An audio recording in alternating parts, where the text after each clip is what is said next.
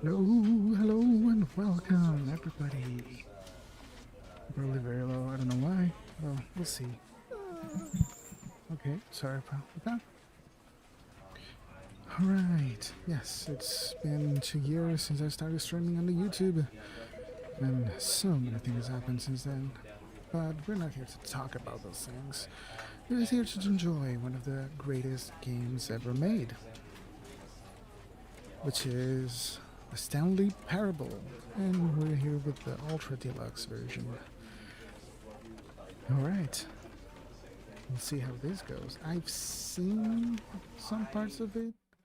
I played some things already. I don't know, most things just not gonna pop up or show up, but we'll just try to get some interesting endings, and that's about it. We'll see how this goes. Is this one of the best? I think it's probably the best fourth wall breaking experience ever made, and we have to see what else is in store for this version of the game. Thanks everybody for showing up, for staying here, for all the support throughout these 2 years. That was very crazy. Not gonna lie, but we'll see how this goes. Without further ado, let's start again.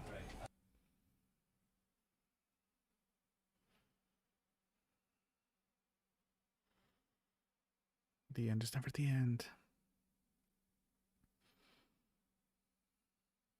This is the story of a man named Stanley.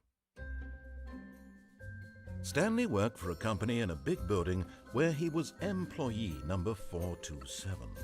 Employee number 427's job was simple. He sat at his desk in room 427 and he pushed buttons on a keyboard. Orders came to him through a monitor on his desk, telling him what buttons to push, how long to push them, and in what order. This is what employee 427 did every day of every month of every year. And although others might have considered it soul-rending, but Stanley relished I got like moment 2 or 3 endings. As though he had been made exactly for this job. And Stanley was happy. I watched and then one day, something very peculiar happened. Something that would forever change Stanley. Something he would never quite forget. He had been at his desk for nearly an hour when he realized that not one single order had arrived on the monitor for him to follow. No one had showed up to give him instructions, call a meeting, or even say hi. Never in all his years at the company had this happened. This complete isolation. I heard, Something was very clearly wrong. Shocked, frozen solid, Stanley found himself unable to move for the longest time. But as he came to his wits and regained his senses, he got up from his desk and stepped out of his office. Right, we'll see how this goes then. One of the endings that I actually remember is not getting out. But Stanley simply couldn't handle the pressure.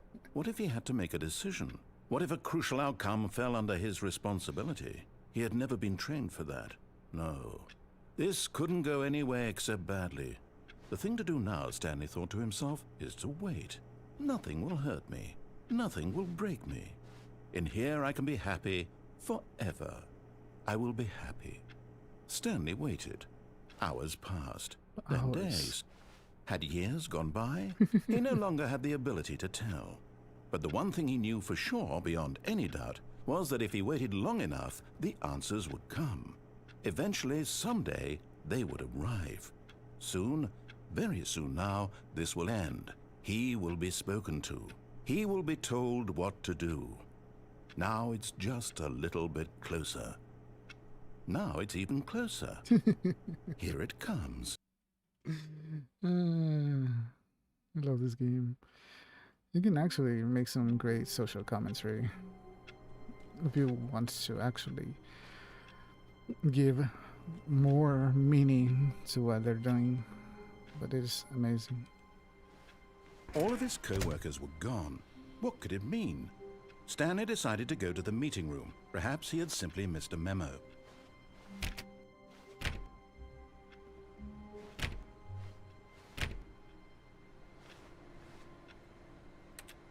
No matter how hard Stanley looked, he couldn't find it. Stanley went around touching every little thing in the office, but it didn't make a single difference, nor did it advance the story in any way.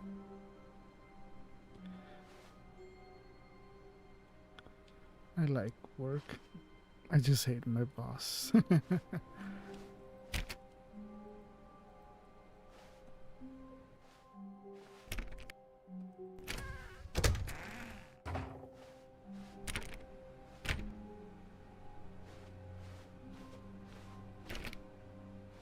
Stanley clicked on literally every single door in the office because he doesn't pick up well on cues from his environment. Is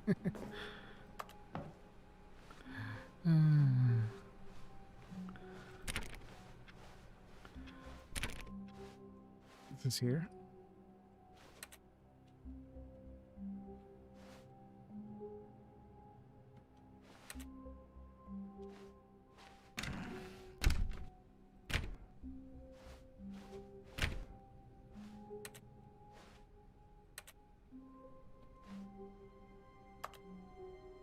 Or B3. When Stanley came to a set of 2 open doors, he entered the door on his left. Let's do what he wants.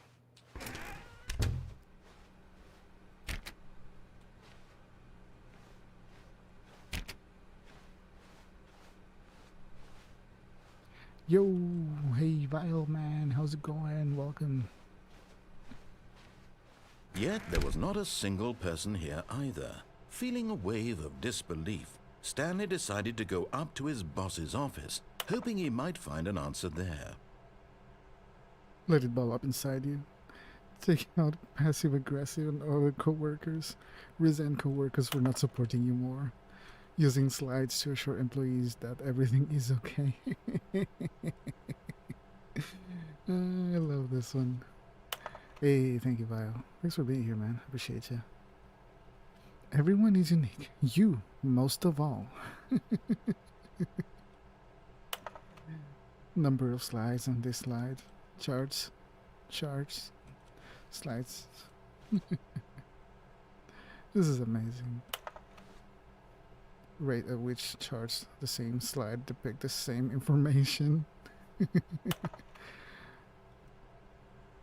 Rate of increase in graphs per slide. Please, no more charts. Stop. Broom closet. Yes. Stanley stepped into the broom closet, but there was nothing here, so he turned around and got back on track. No, I won't. I haven't. I won't. I refuse. There was nothing here. No choice to make, no path to follow, just an empty broom closet. No reason to still be here. Maybe I want to be here. It was baffling that Stanley was still just sitting in the broom closet. He wasn't even doing anything. At least if there was something to interact with, he'd be justified in some way. As it is, he's literally just standing there doing sweet FA. Fuck all. Yes, I have to translate that.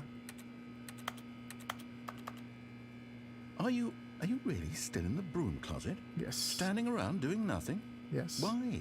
Please offer me some explanation here. I'm genuinely confused. I don't care.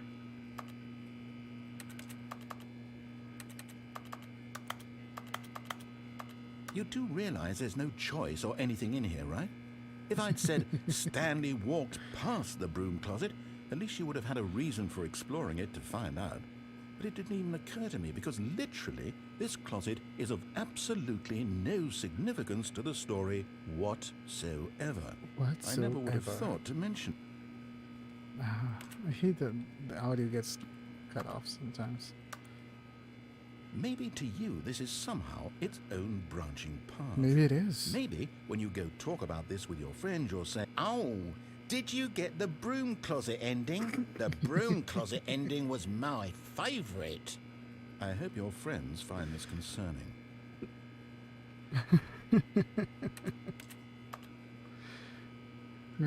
Stanley was fat and ugly and really nice. stupid. He probably only got the job because of a family connection. That's how stupid he is. That or with drug money. Also, Stanley is addicted to drugs and hookers.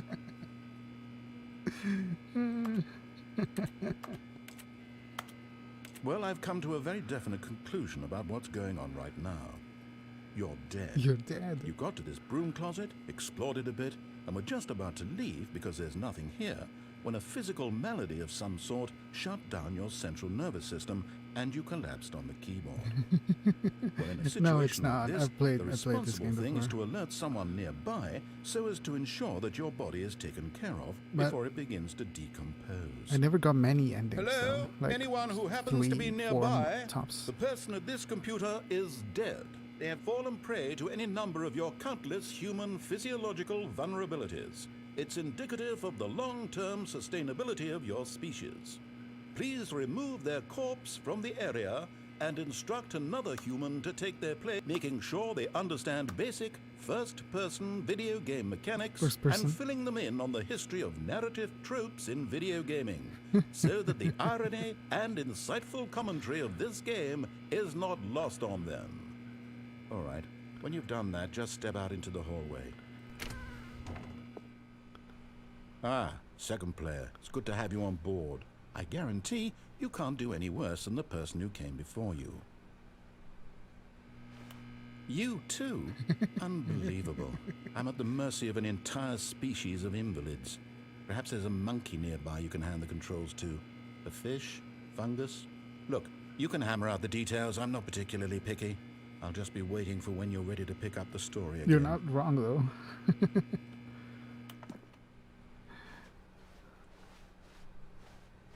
Coming to a staircase, Stanley walked upstairs to his boss's office.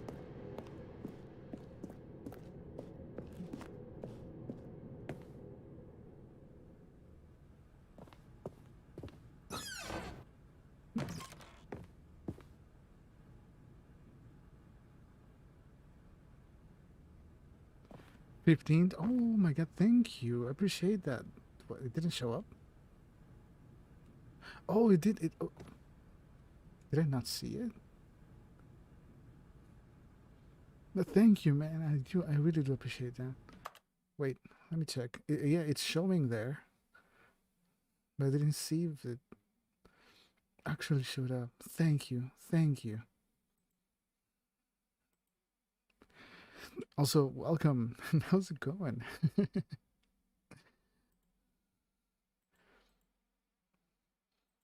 Overlays should be working. Let me see. Let me actually take a look at that for a bit. Bum bum ba-da-da, bum ba bum ba-da-da, bum ba-da-da, bum bum.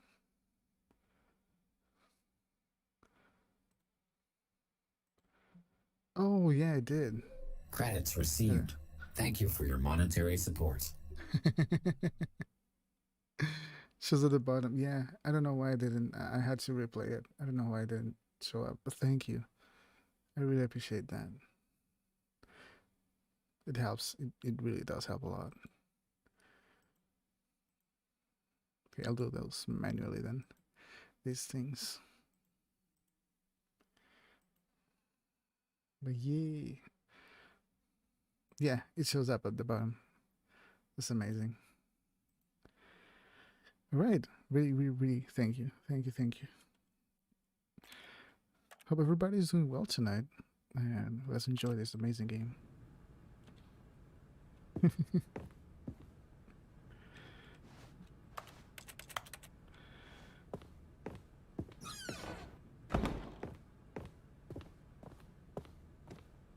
Stepping into his manager's office, Stanley was once again stunned to discover not an indication of any human life. Shocked, unraveled, Stanley wondered in disbelief who orchestrated this, what dark secret was being held from him.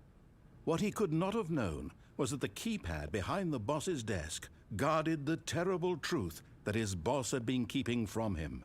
And so the boss had assigned it an extra secret PIN number, 2845. Extra secret. But of course, Stanley couldn't possibly have known this.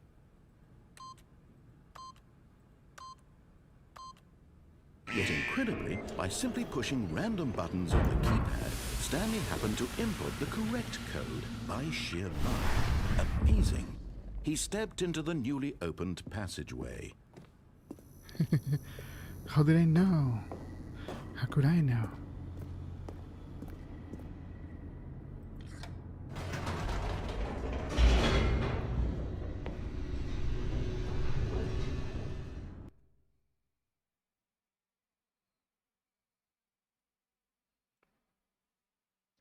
Descending deeper into the building, Stanley realized he felt a bit peculiar.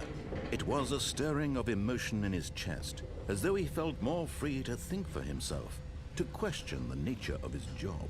Why did he feel this now, when for years it had never occurred to him? This question would not go unanswered for long. Stanley walked straight ahead through the large door that read Mind Control Facility.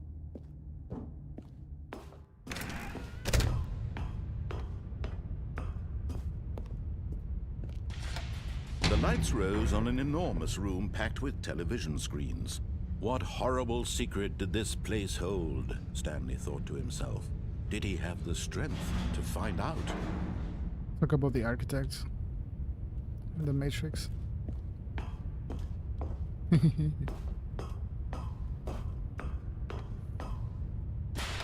Now the monitors jumped to life, their true nature revealed.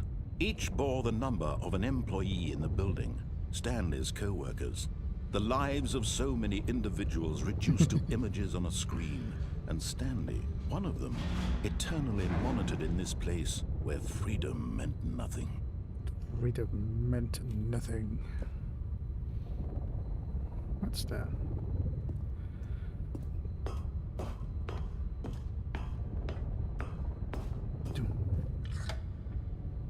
This mind control facility, it was too horrible to believe. It couldn't be true.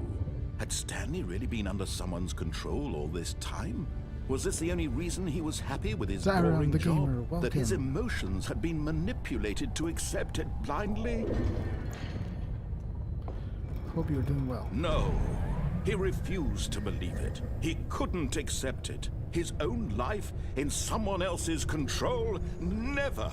It was unthinkable, wasn't it? Was it even possible? Had he truly spent his entire life utterly blind to the world? Blind to the world. But here was the proof, the heart of the operation. Controls labeled with emotions, happy or sad or content. Walking, eating, working, all of it monitored and commanded from this very place. And as the cold reality of his past began to sink in, Stanley decided that this machinery would never again exert its terrible power over another human life. For he would dismantle the controls once and for all.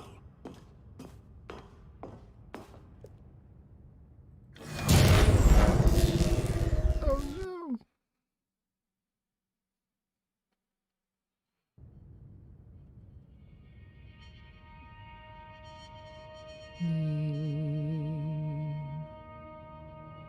Blackness and a rising chill of uncertainty. Was it over? Was it over? Yes. He had won.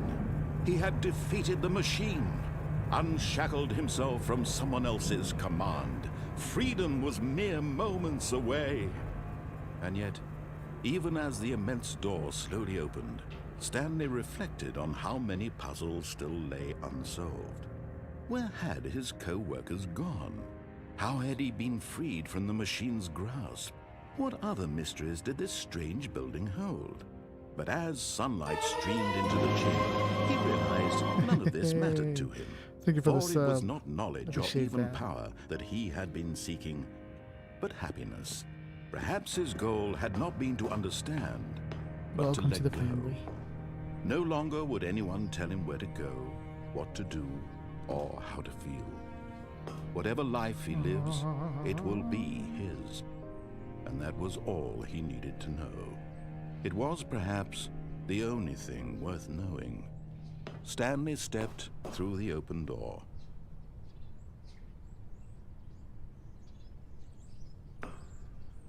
Stanley felt the cool breeze upon his skin, the feeling of liberation, the immense possibility of the new path before him. This was exactly the way, right now, that things were meant to happen. And Stanley was happy. Oh, what a nice ending. This is literally I think is the most boring of all endings.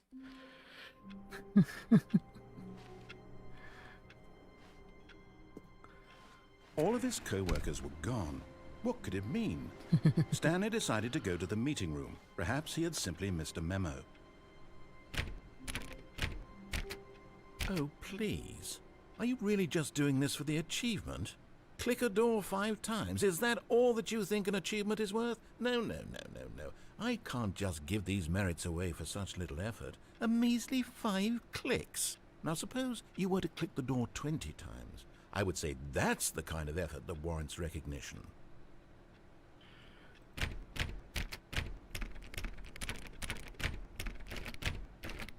Is it boring? I have to say, I'm still not feeling the satisfaction of witnessing true effort for a noble cause. Perhaps 50 clicks will do it. Yes, almost certainly 50 clicks.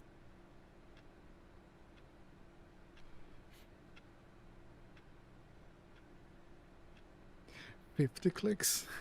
Okay.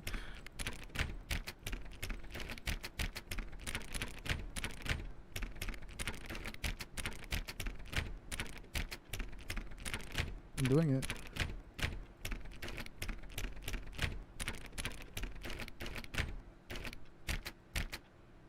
No, I'm still not feeling it. I want this achievement to have meant something. It has to be a true reward for valiant effort. I want to see some hustle, Stanley. I want to see commitment, a willingness to go all the way, no matter what the cost. Why don't you go put 20 clicks into door number 417? 417, okay. I hate the fact that it cuts out. I don't know what to do that. How many?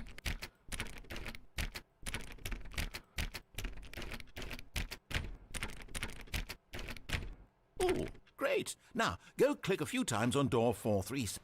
437. Excellent. I think we're getting somewhere. Now, door 415. Let's give it 10 clicks or so. 10 clicks, okay. Let's go. We got this.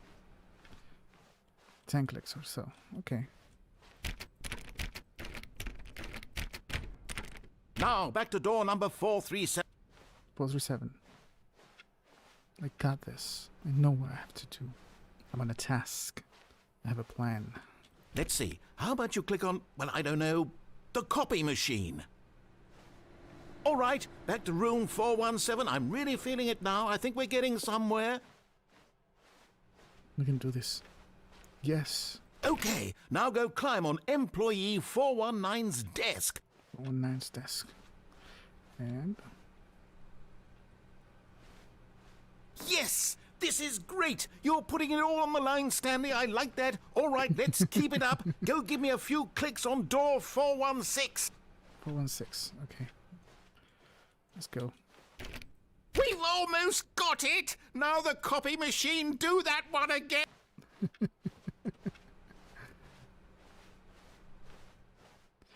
Why does it cut out? Finish it off, Stanley! 5 clicks on door 430! Yes! We did it! Oh, wow. That felt amazing. Oh, for fuck's sake! Really, This place could use a fresh Nothing coat of could hold you fire. back. Yes, I'm very proud of how far we've come today. Just think, only a few minutes ago, you believed an achievement was worth 5 little clicks. Really now? What were you thinking? Yes, fucking finally. Damn, that's what I'm thinking. 420, let's go. Okay. Let me When go. Stanley came to a set of 2 open doors, he entered the door on his left. Let me go on this one. This was not the correct way to the meeting room, and Stanley knew it perfectly well. Perhaps he wanted to stop by the employee lounge first, just to admire it. Just to admire it. No, I don't want to admire it. Yes, truly a room worth admiring. But eager to get back to business, Stanley took the first open door on his left. First on his left. No. Stanley was so bad at following directions, it's incredible he wasn't fired years ago.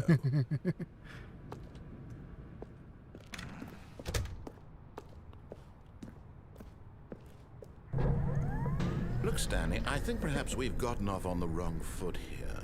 I'm not your enemy, really, I'm not. I realize that investing your trust in someone else can be difficult, but the fact is that the story has been about nothing but you all this time. There's someone you've been neglecting, Stanley. What? Really? I was in the middle of something. Do you have zero consideration for others? Are you that convinced that I want something bad to happen to you? Why, I don't know how to convince you of this, but I really do want to help you, to show you something beautiful. Look, let me prove it. Let me prove that I'm on your side. Give me a chance. I don't know. Danger everywhere. I don't trust you. Narrator, if that's even your real name. Should be 3. I saw this door before.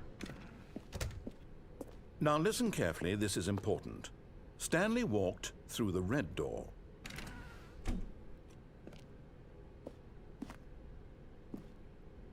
Oh.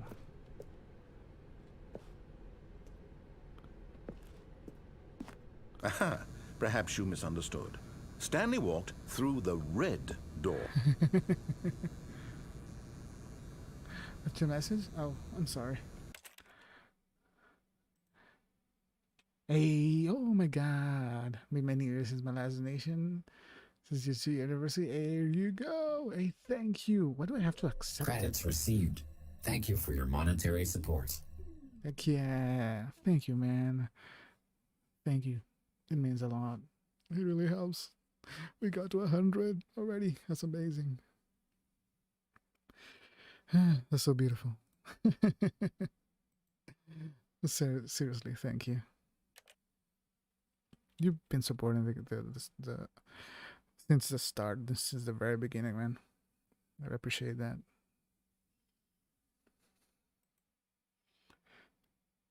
Let me see. Yeah, everything is coming through. I'm just checking some things. Heck yeah. You're getting there. yeah, of course. Thank you, man. For real. I still don't think we're communicating properly. Stanley walked through the red door. Red door. Okay. Oh, thank God you are willing to listen to me. Do you see that I really have wanted you to be happy all this time? The problem is all these choices. The two of us always trying to get somewhere that isn't here. Running and running and running, just the way you're doing right now. Don't you see that it's killing us, Stanley? I wanted to stop. We would both be so much happier if we just stopped. And I think I have a solution. Here, let me show you. What? 2 doors. All right. What do we want? What are we looking for? Here. Yes. Oh, it's beautiful, isn't it? If we just stay right here, right in this moment with this place, Stanley, I think I feel happy. I actually feel happy.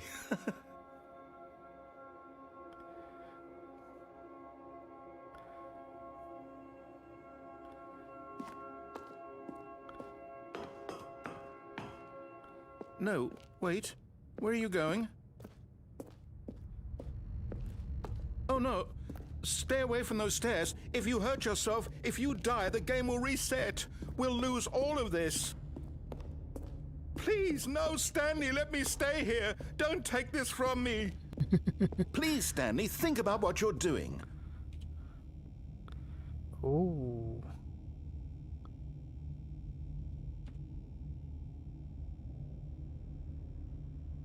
No!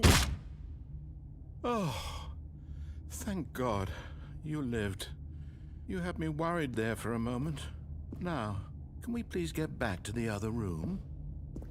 We'll do it again. No. No, no. What are you doing, Stanley? Please, I'm asking you not to take this away from me. Who's the I can't go best back to narrator? what I was before. If you die, we'll both go back. Why are you doing this?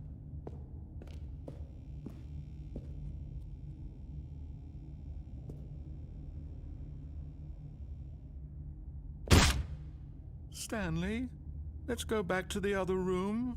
Can you do that for me? Oh, I'm walking very slowly. My God. Is this really how much you dislike my game? That you'll throw yourself from this platform over and over to be rid of it?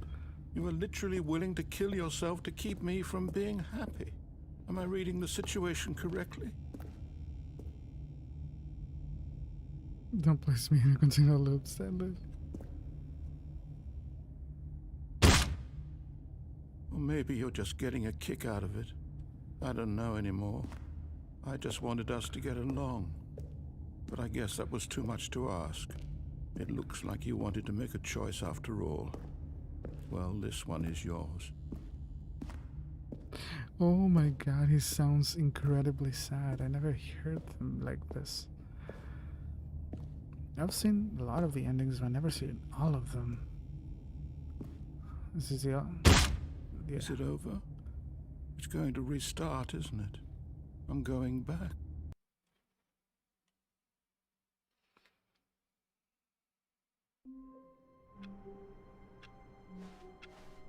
All of his co-workers were gone. What could it mean? Stanley decided to go to the meeting room. Perhaps he had simply missed a memo. Nope. When Stanley came to a set of 2 open doors, he entered the door on his left.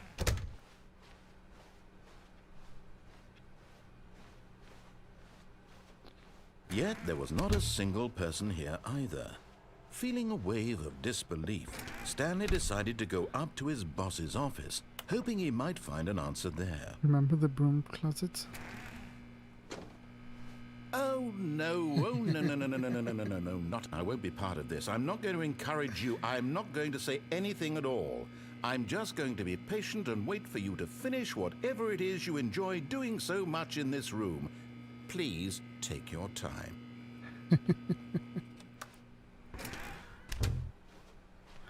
Love that. Coming to a staircase, Stanley walked upstairs to his boss's office. Oh yeah, the elevator.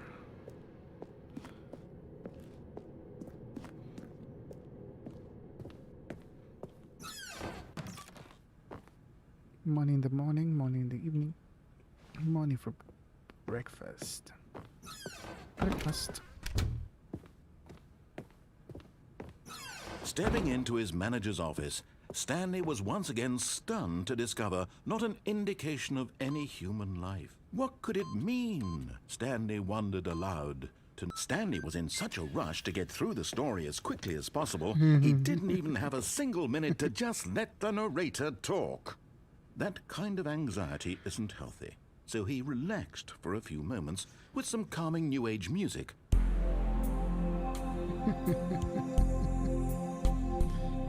Some calming music.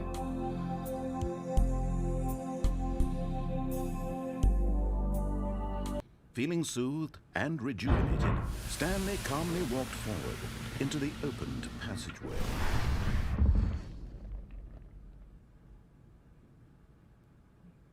Alright. He thinks dark and the jammer for the shoutouts in their own servers. I appreciate that. For real.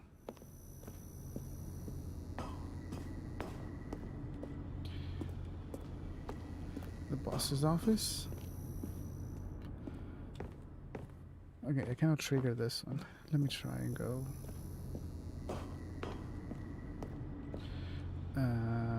This. The elevator ending.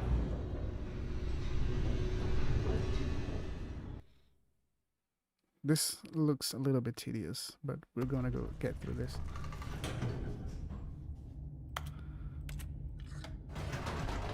I'm gonna go up again. Whoops. Nope. Never mind. Stanley actually got back into the elevator and went back up. Silly me.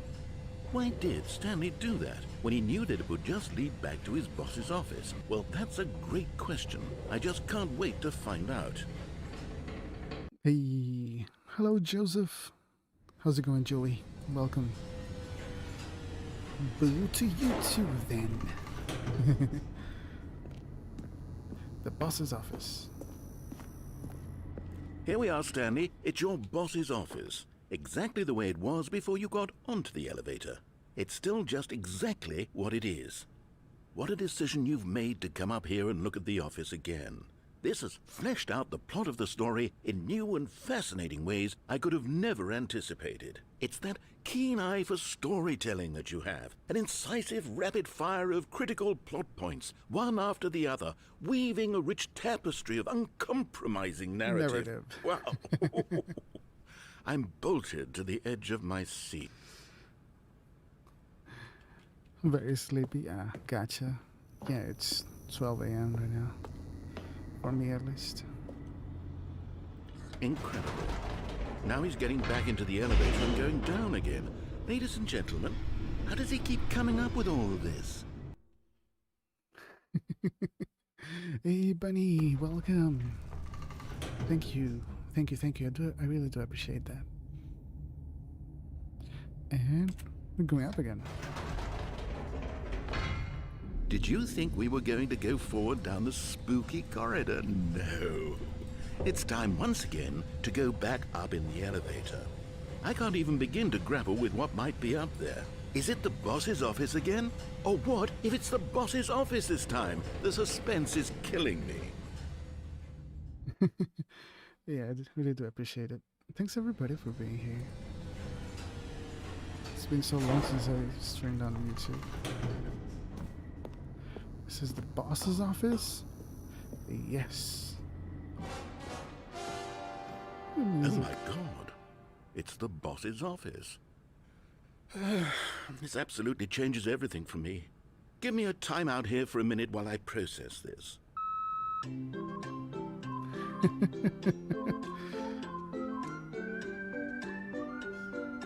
Yeah. 2013. This is a kind of a remake. Okay, I'm ready. I'm prepared to embrace this stunning revelation and to move forward with... No! No, wait! No! I need more time to process. I'll stay in long, go school in the morning. Hey, no worries, man. I appreciate you being here at all.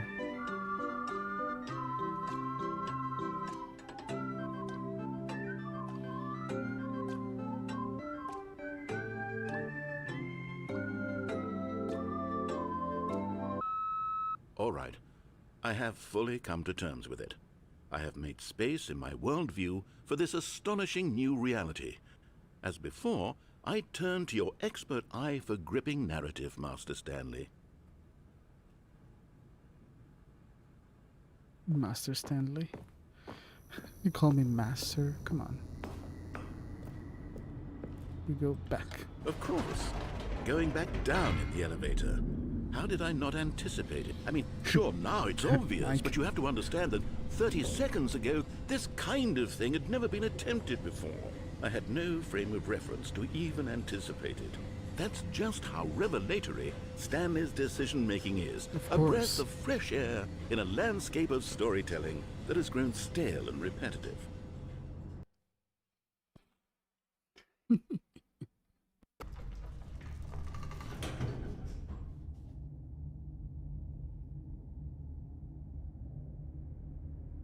What if we go back up again?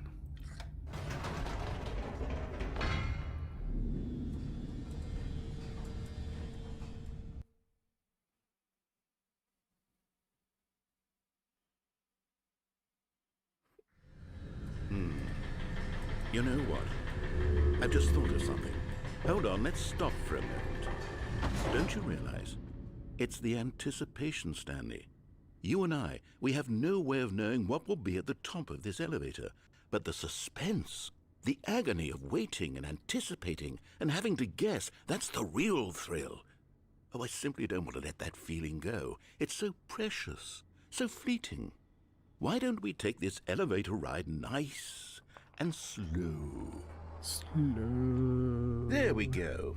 Isn't this so much more exciting? You know, Stanley, it seems like nowadays the only thing that audiences want is to be shocked as loudly and frequently as possible. They want big, explosive moments flung right in their faces from the very moment that things get started.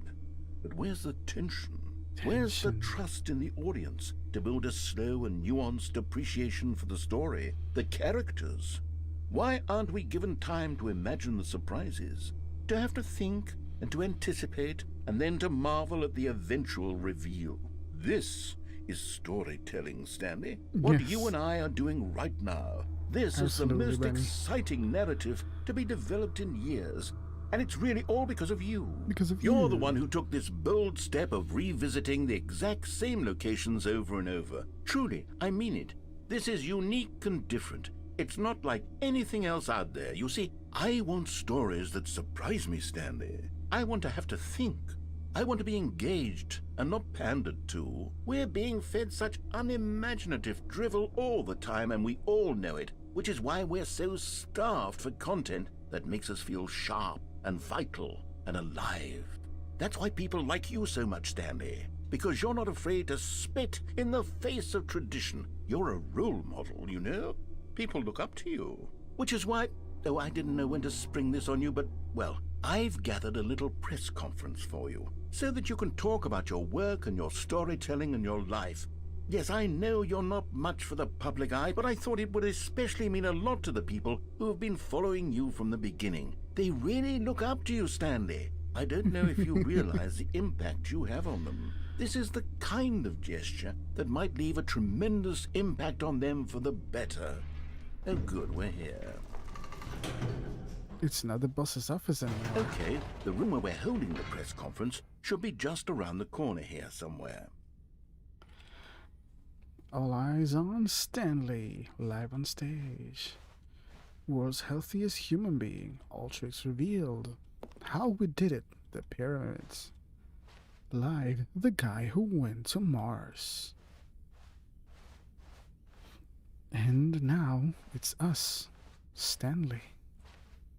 An evening with a world peace baby. Stanley's Parable, tonight, live on stage. Ah, yes, here it is, just through this door. World's first sentient machine. And so on, yes, completely. To the Right, stage. are you ready? I've told them you're going to speak a little bit about the nature of surprise in storytelling, and what it means to craft a truly unpredictable narrative. Oh, don't worry, you'll do great. Just be yourself and speak from the heart. I'm really proud of you, Stanley.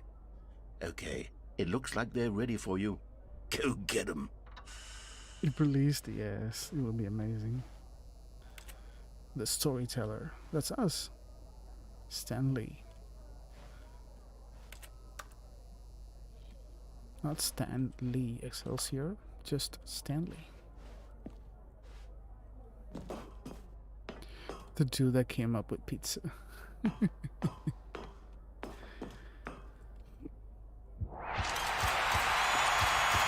Whoa, this is loud.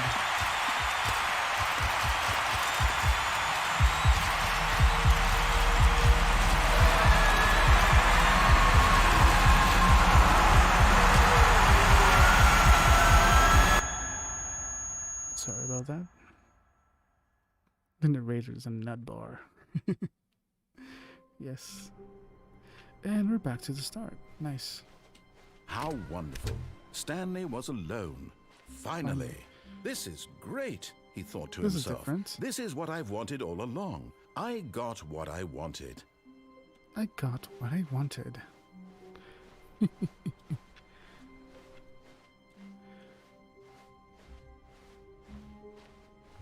When Stanley came to a set of 2 open doors, this was not the correct way to the meeting room, and Stanley knew it perfectly well. Perhaps he wanted to stop by the employee lounge first, just to admire it.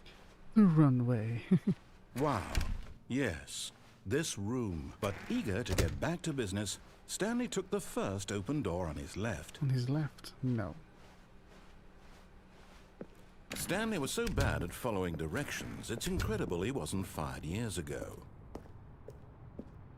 This is this one again. Look, Stanley, But I let's think perhaps try to we've not kill gotten off on the ourselves. wrong foot here. I'm not your enemy, really, I'm not. I realize that investing your trust in someone else can be difficult, but the fact is that the story has been about nothing but you all this time. There's someone you've been neglecting, Stanley. Someone... What? Really? I was in the middle of something. Do you have zero consideration for others? Yes. Are you that convinced that I want something bad to happen to you? Why, I don't know how to convince you of this, but I really do want to help you, to show you something beautiful. Beautiful? No, you're not. Let me prove it. Let me prove that I'm on your side. Give me a chance. Nope. Danger everywhere. There's so many choices in this game. I freaking love it. Now listen carefully, this is important. Stanley walked through the red door. Through the red door. Got it. Aha, perhaps you misunderstood. Stanley walked through the red door. The red door. Gotcha. I still don't think we're communicating properly. Stanley walked through the red door. Red door? What about the blue door? All right, fine, go ahead, Stanley. You want to know so badly what's out there? You want to find out what lies at the end of this road you've chosen? Well, don't let me stop you. Give me a chance to love you, Stanley. You see, there's nothing here. I haven't even finished building this section of the map because you were never supposed to be here in the first place. Broken rooms, exposed developer textures. Is this what you had wanted? Was it worth ruining the entire story I had written out specifically for you? Do you not think I put a lot of time into that? It's Because worth I it. did. And in It the really end, is. it was all for nothing. Because this is what you wanted to see. Help me here, Stanley. Help elucidate these strange and unknowable desires of yours. What would have made this game better? What did you want to see? Vehicles? Skill trees? Work with me. You've given me absolutely nothing so far. Tell you what. Let me take a stab in the dark at a new design, and you can give me some feedback. There we go. A third option. This already feels leaps ahead of where we were before. Go ahead, Stanley. Take it for a spin. Okay, I'm going to stop you there. Now, tell me about your experience with this new version. Would you say that the game benefited from allowing you more choices? Feel free to be honest. I'm looking for some real critical feedback here. Aha! You see, I knew I was onto something. Where do these flashes of inspiration come from? How did I know the game needed a third door? Well, it's instinct mostly, a calling in your gut. I really couldn't say where the idea came from, except that I felt it in my soul. Maybe because I didn't. You can't teach that, Stanley. Don't even try. Here, Try to based show on me. the data from your previous playthrough, I've compiled a new version. And to be perfectly candid, I think I've knocked it out of the park with this one. Let's take a look. The Stanley Parable, or Wildly the Boar.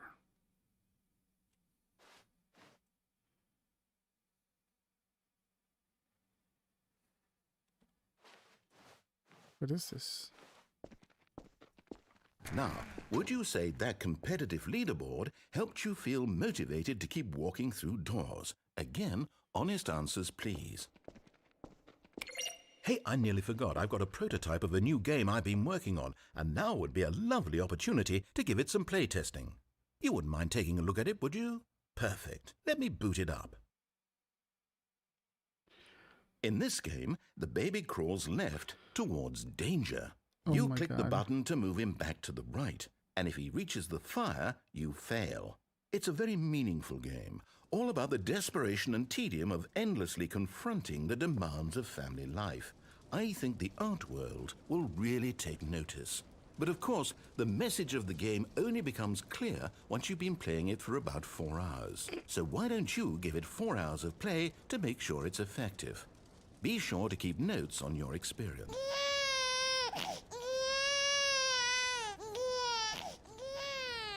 You heartless bastard. Did you do it because you hate babies or purely to spite me?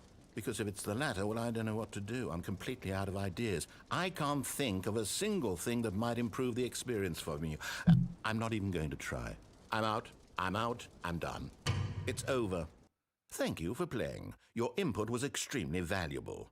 Oh, hey, since my game was so awful, why don't we play someone else's game? Just to ease the pain. Let's see. What do we have here? Yes. This seems like it'll work. Let's give it a shot. Someone else's game. I think I remember this one.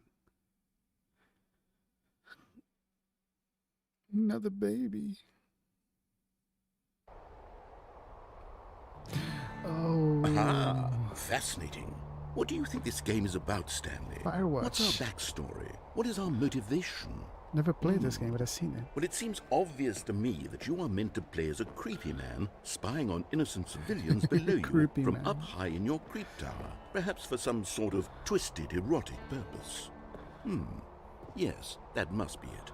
What a fascinating venture into the experience of total mental depravity. So far, I love everything about this game, Stanley. And it seems there's even more. Come, let's venture outward and see what else is out there. I never played it. We need a bucket.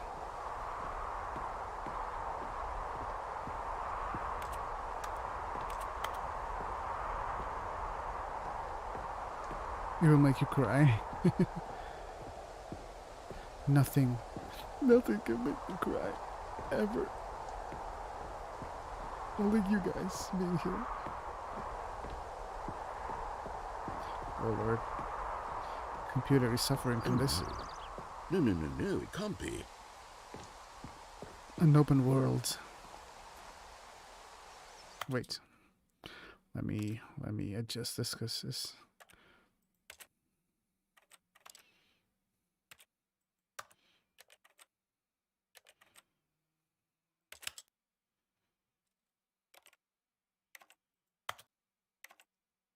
I'm gonna take the VSync off.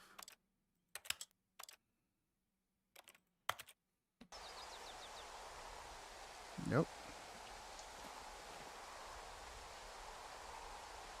For the same devs? No, this is they told another person. It's an open world game. Good God, quickly block it off. Oh, thank goodness, Stanley. What a close call. You nearly wandered off into that thing. That big, open, just wandering around. No right or wrong directions. No path to follow. You can just go in any... Oh, thank heavens we avoided it. We're out of the woods now, Stanley. Okay, I'm going to get us out of here. Let's find another game. Another game. Preferably Alright. something with walls. Something with nice, big, insurmountable walls. Insurmountable walls. What game is... Okay, I think this will be just the thing. I think I remember this. Oh.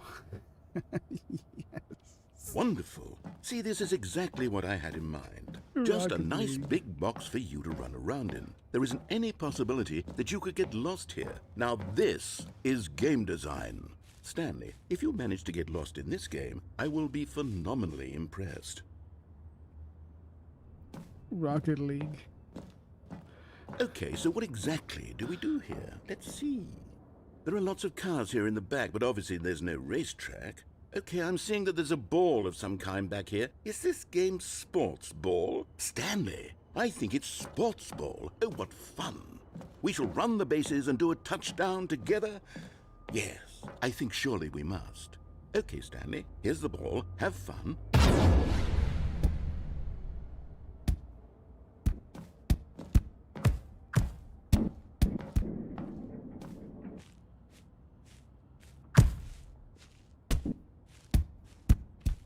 Oh my god.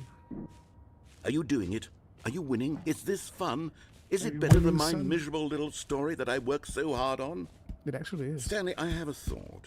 And I realize I'm not a sportsologist, but if one ball generates a certain amount of raw adrenal pleasure, then surely multiple balls makes for an even more euphoric sports experience. I'm going to try it out. Here comes another ball. Yes! Oh goodness, that really does feel amazing, doesn't it? Stanley, I'm like a child in a confectionery shop. I simply have to have more. I'm insatiable. More balls!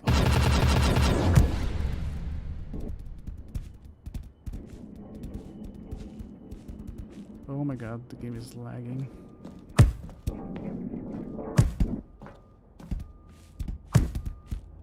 Are you enjoying this, Stanley? Yes. Are you having fun? Is Actually, this a I'm real video game? Well, I sure hope you're having a good time, because guess what? played It's with his balls over. and stream. It's That's my right. anniversary. Your little fun comes to an end. This is my game, and what I say goes. You get to have fun when I let you, Stanley. Besides, you need someone like me to set boundaries for you. Without rules or boundaries, video games are nothing. Yes, that's what I am. I'm structure. I'm your sense of... And since you decided you didn't want to play my game, now I don't want to play with you either. So, goodbye, Stanley. I'm leaving. See how you like it when I'm not around to set the rules. Somehow, I don't think you'll enjoy it as much. But who knows? You're an inventive kid. You'll come up with something. After all, you're the one who knows best. Take care, Stanley. Take care, Stanley.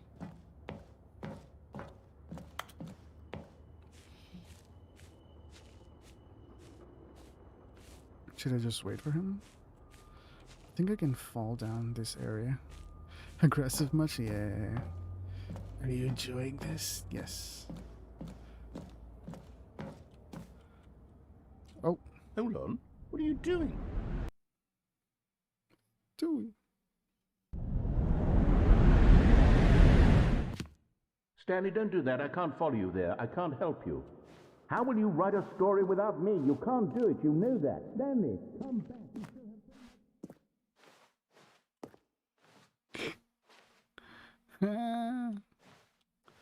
in progress. Filling cabinets. Oh no.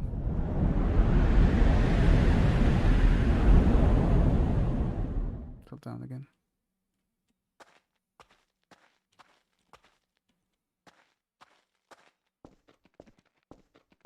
What is this?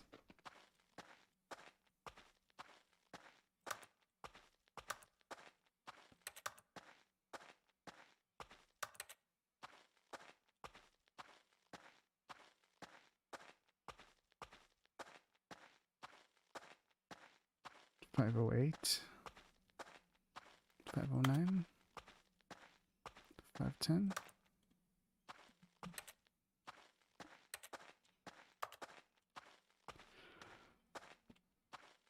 Forget what the word is if you just got lost. Exactly. 423. This 427, 424. Ooh. 425. 426. This is my office.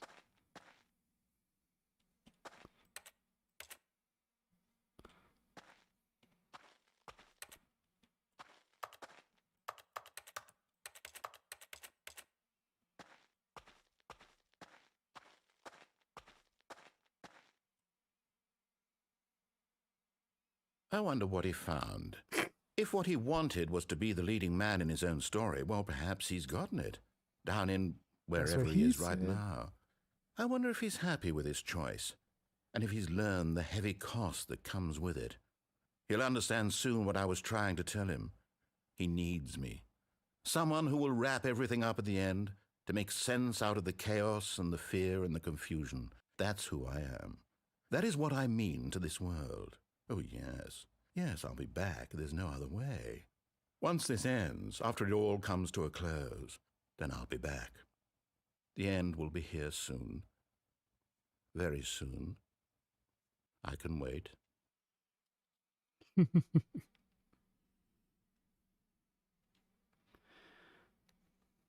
The end is never the end, it's never the end. Okay, God. All of his co-workers were gone. What could it mean? Stanley decided to go to the meeting room. Perhaps he had simply missed a memo.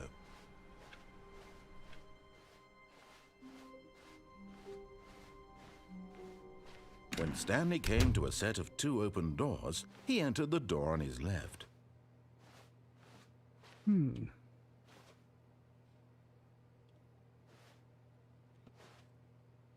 This was not the correct way to the meeting room, and Stanley knew it perfectly well. Perhaps he wanted to stop by the employee lounge first, just to admire it. The lounge was sublime, a work of art. What was it about this room that called so deeply and so personally to Stanley? Its grace? Its subtle charm? No. Stanley knew it was something deeper, something darker. Something darker. Coffee. Yes, really, really worth it being here in the room. A room so utterly captivating that even though all your co-workers have mysteriously vanished, here you sit looking at these chairs and some paintings. Really worth it. Yeah, of course it's really worth it. Who are you to tell me what I have to do? Come on. At this point, Stanley's obsession with this room bordered on creepy and reflected poorly on his overall personality. It's possible that this is why everyone left. Everyone left because of me. This is like the broom. Stanley sat around waiting for more dialogue, but when a long time had passed and there was no more, he decided that the game was trying to send him a message. Hey, thank you for being here, Keith. I appreciate that, man. Hope you're doing well. Welcome, welcome, welcome, welcome.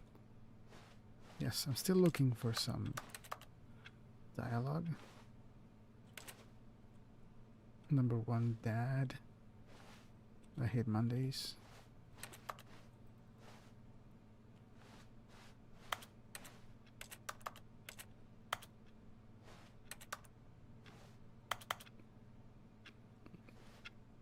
Anniversary.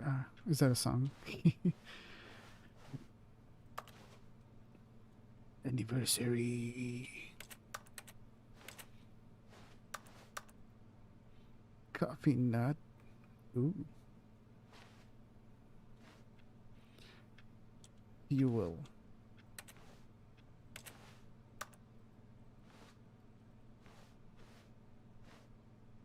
No more dialogue? Okay. But at last, he'd had enough of the amazing room and took the first open door on his left to get back to business. It's business. Business. And so he detoured through the maintenance section, walked straight ahead to the opposite door, and got back on track. Or maybe not.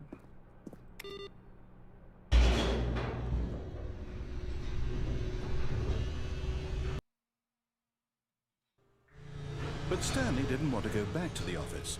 He wanted to wander about and get even further off track. So now in order to get back, he needed to go, from here it's, left.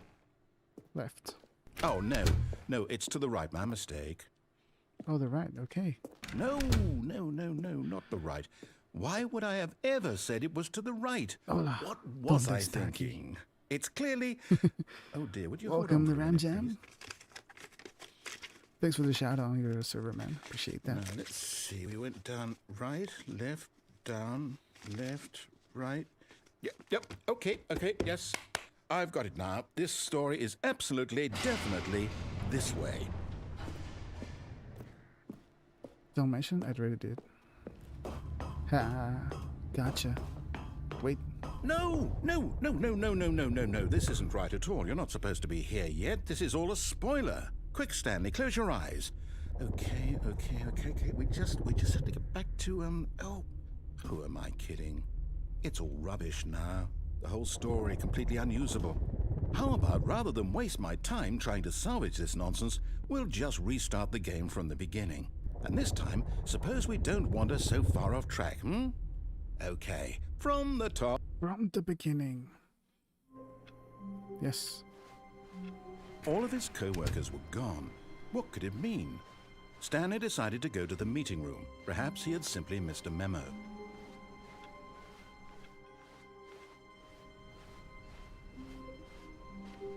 When Stanley... Wait, what? No, I restarted. I swear, I definitely restarted the game over, completely fresh. Everything should be... Oh, did something change? Stanley, did you change anything when we were back in that room with all the monitors? Did you move the story somewhere, or... No, I swear Hold I on. didn't. Why am I asking you? I'm the one who wrote the story. Yeah, duh. It was right here just a minute ago. I know for sure that it's here somewhere. Okay, then. It's an adventure. Come, Stanley. Let's find the story. Let's find the story.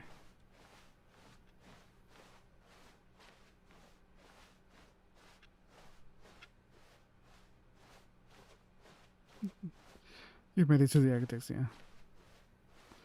Oh. Where are we going?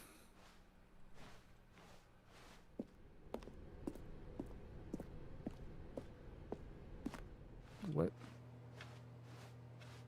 I'll say it. This is the worst adventure I've ever been on. I can promise you there definitely was a story here before. He has. He really do we need to did. restart the game again? Well, I find it unlikely that we'll ever progress by starting over and over again, but it's got to be better than this.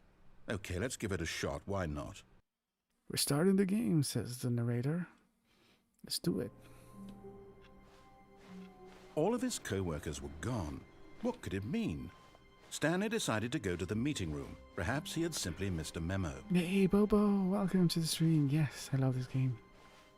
It's amazing. Oh no, there are no doors. Okay, yep, it's worse. I might be remembering this wrong.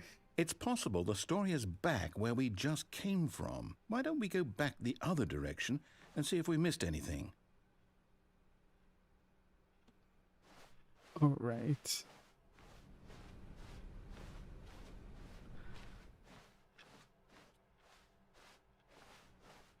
Aha!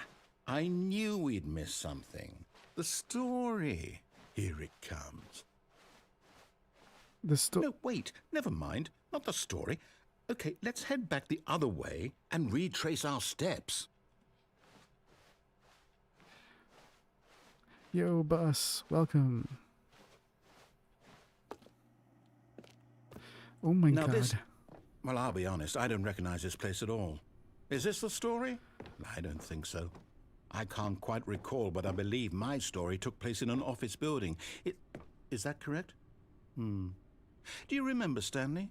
Yes. Well, I do you know do. what?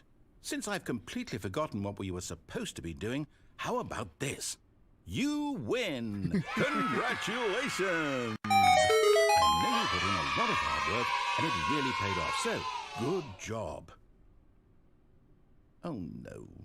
No, I don't feel right about this at all. We both know you didn't put in any actual work for that win. Some people win fair and square, and this was not one of those situations. In Hawaii, nice. Okay. That's awesome. I'm getting weirded out by whatever this place is. I don't care what might happen this time. I have to restart. He's restarting again. All right, I've got a solution. This time, to make sure we don't get lost, I've employed the help of the Stanley Parable Adventure Line. Just follow the line. How simple is that? Just follow the line then. Let's do it. Let's do it.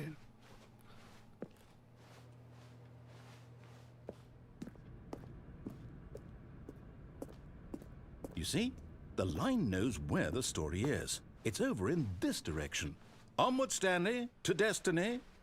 Though, here's a thought.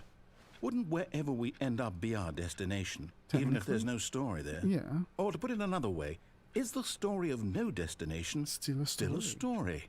Simply by the act of moving forward, Yes. are we implying a journey such that a destination is inevitably conjured into being via the very manifestation of the nature of life itself? Okay, Stanley, I need to follow this train of thought for a minute. Just stick with me. Now, we can both agree that the nature of existence is in fact a byproduct of one's subjective experience of that existence, right? Okay, now if my experience of your existence rests inside of your subjective experience of this office, is this office in fact the skeleton of my own relative experiential mental subjective construct? Whoa, whoa, whoa, whoa, whoa, whoa. Hang on. That got a bit weird back there. Well, I'd like to apologize. Not sure where I was going with all that. You know what? I think what we need right now is a bit of music to lighten the mood. Yes, I would do that too.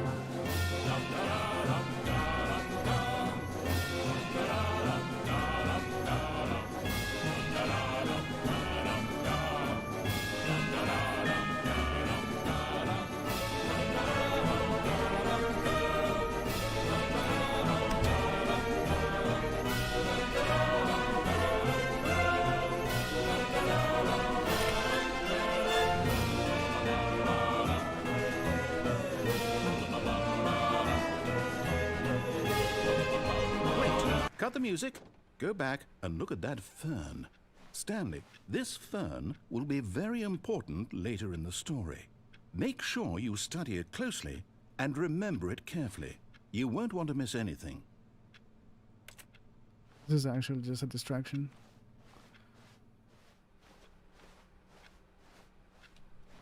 Wait, what?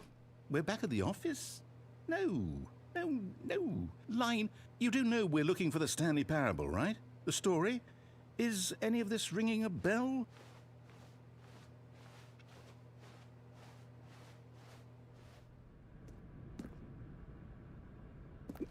Made it 10 times better.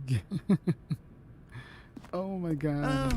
Oh, no, not again, Line. How could you have done this to us? And after we trusted you, after everything we've been through, you... Oh, I can't take this anymore. To hell with it.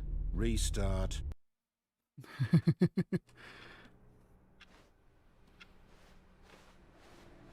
You know what, Stanley? I say forget the adventure line. What's it ever done for us? We're intelligent people, right? Why can't we make up our own story? Something exciting, daring, mysterious. Ooh, this all sounds perfectly doable. Why don't we simply start wandering in, well, I don't know. How about this direction? Let's go. Let's find this new place. Let's wander off. Yes, this is exciting. Just me and Stanley forging a new path, a new story. Well, it could be anything. What do you want our story to be? Go wild. Use your imagination. Whatever it might be, Stanley, I'm ready for it. Are you? Like, are you? Oh, no, not you again. Stanley, I'd also like to veto the line from having any role in our awesome new story. No lines or monitor rooms. Just don't acknowledge it, and we should be fine. Don't acknowledge there's a line here. There's a line here. Ew. Let's go. Ah, a choice. We get to make a decision. From here, the story is in our control. How important we mustn't squander the opportunity. In fact, I believe I need a minute to think here. Just walk in circles for a minute. Okay, so I know that each door has to lead somewhere, which means that somewhere at the place where we're trying to go, there must be a reverse door that leads here. And that in turn means that our destination corresponds with the counter-inverted reverse door's origin. So starting from the right, let us ask, will taking the right door lead us to where we're going? And since the answer is clearly yes, then by all accounts, the door on the right is the correct one. Another victory for logic. Come, Stanley, our destiny awaits. Oh, hold up, what's this? The confusion ending. You're telling me that's what this is? It's all one giant ending? And we're supposed to restart the game, what, eight times? That's really how all this goes? It's all determined? So now, according to the schedule, I restart again. Then what? Am I just supposed to forget? Well, what if I don't want to forget? My mind goes blank simply because it's written here on this thing, wall. Well, who consulted me? Why don't I get to decide? Why don't I get a say in all of this? Is it really... No, it can't be. I don't want it to be. I don't want the game to keep restarting. I don't want to forget what's going on. I don't want to be trapped like this. I won't restart the game. I won't do it. I won't do it. I won't do it. And the timer stopped? Does that mean, did we do it? Did we break the cycle? The, whatever it is that made this schedule? How would we even know?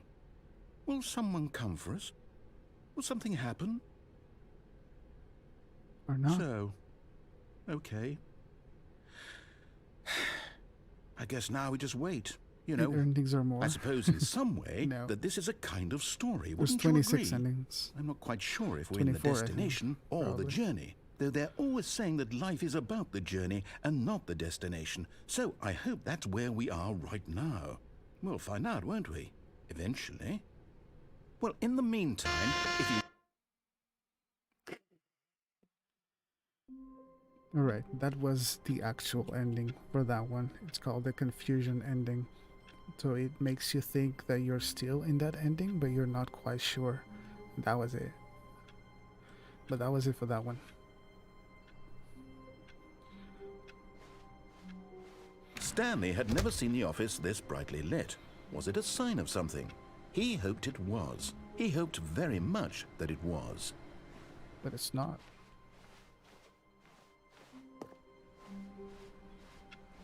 Yeah, 24, 26. New content. We're not gonna go this here right now, but this is like spoiler zone for the Ultra Deluxe. I'm When gonna try Stanley 2 more came to a ones. set of 2 open doors, he entered the door on his left.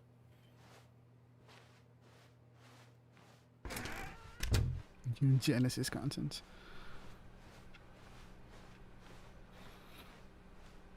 Yet there was not a single person here either.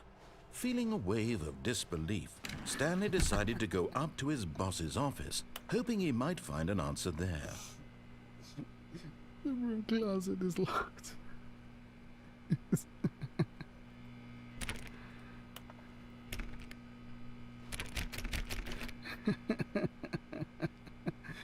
I tried to enter this one into it 3 different times. And now it's just, nope, you're not getting into the broom closet. That was funny. Coming to a staircase, Stanley walked upstairs to his boss's office. He's incarnate. What? He said upstairs.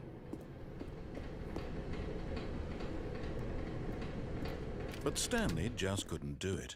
He considered the possibility of facing his boss, admitting he had left his post during work hours. He might be fired for that. And in such a competitive economy, why had he taken that risk?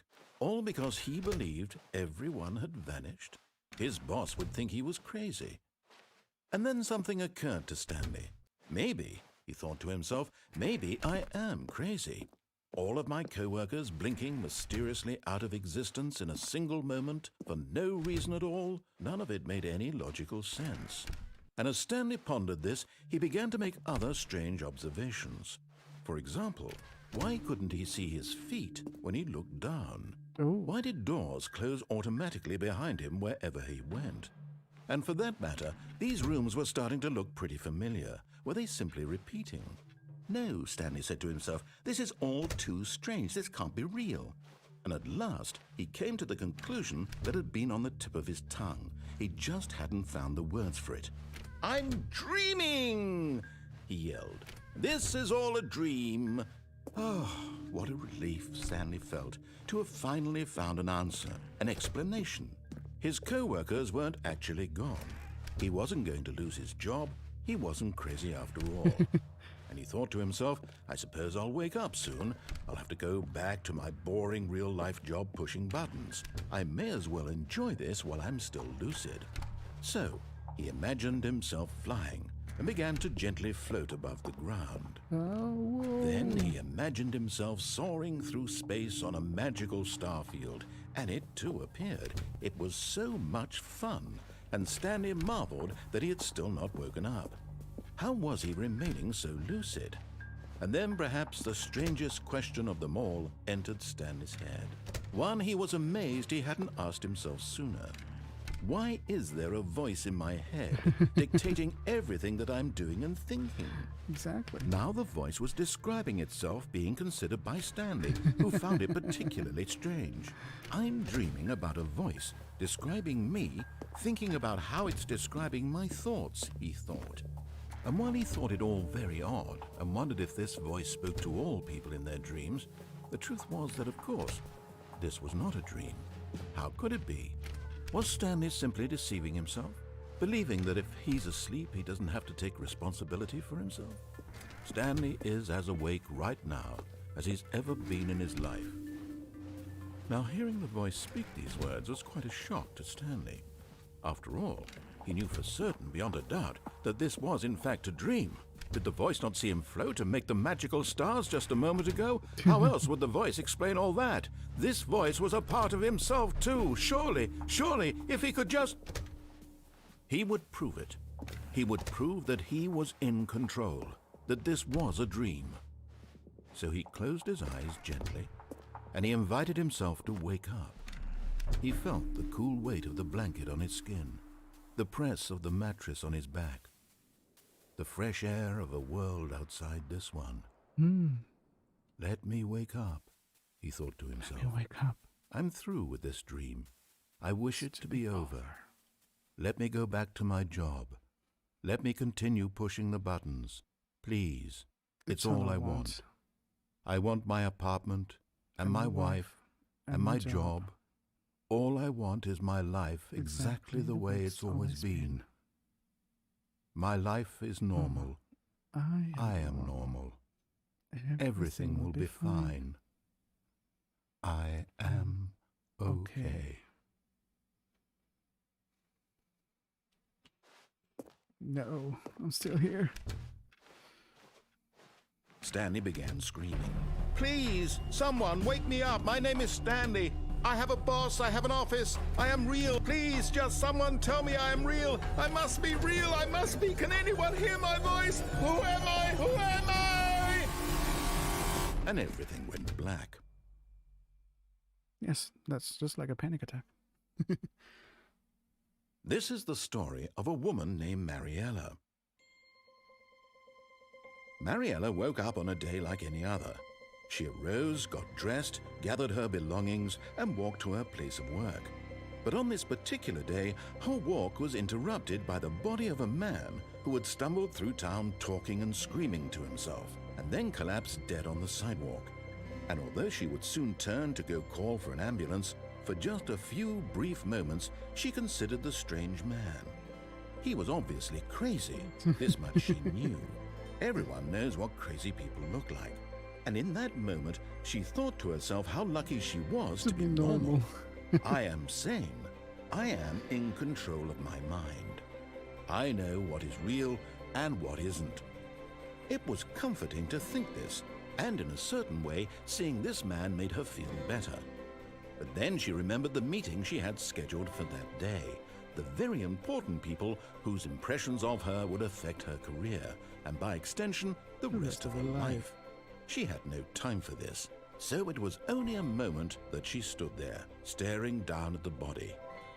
And then she turned and ran. So you got better things to do. Heck yeah. All of his co-workers were gone. What could it mean? What could it mean? Stanley decided to go to the meeting room. Perhaps he had simply missed a memo. As a narrator to her, something like that, yeah. The end is never the end, is never the end, is never the end, is never the end, is never the end, is never the end.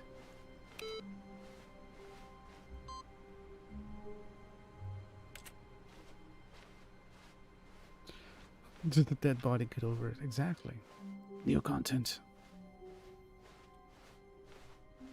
When Stanley came to a set of 2 open doors, he entered the door on his left.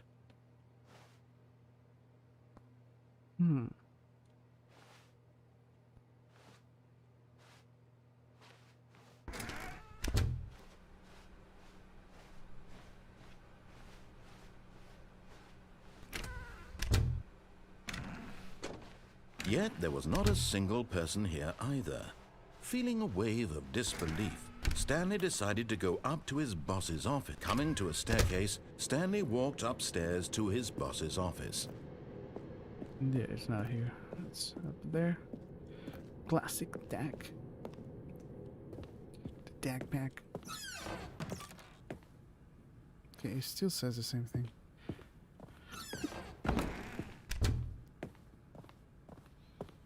Okay, I think we all know the drill by blah blah blah. Dark secrets, the keypad, Stanley pushes some buttons. Oh hey, look, it's a new passageway. Kill surprise. Kill surprise. I love it. He's just had enough of it.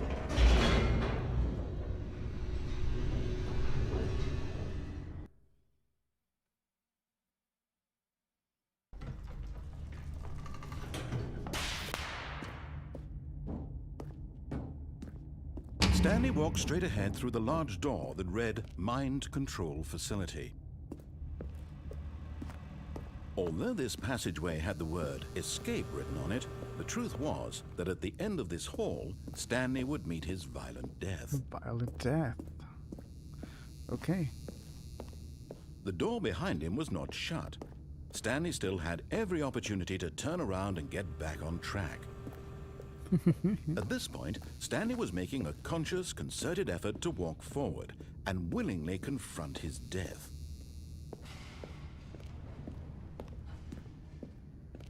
Let's do it.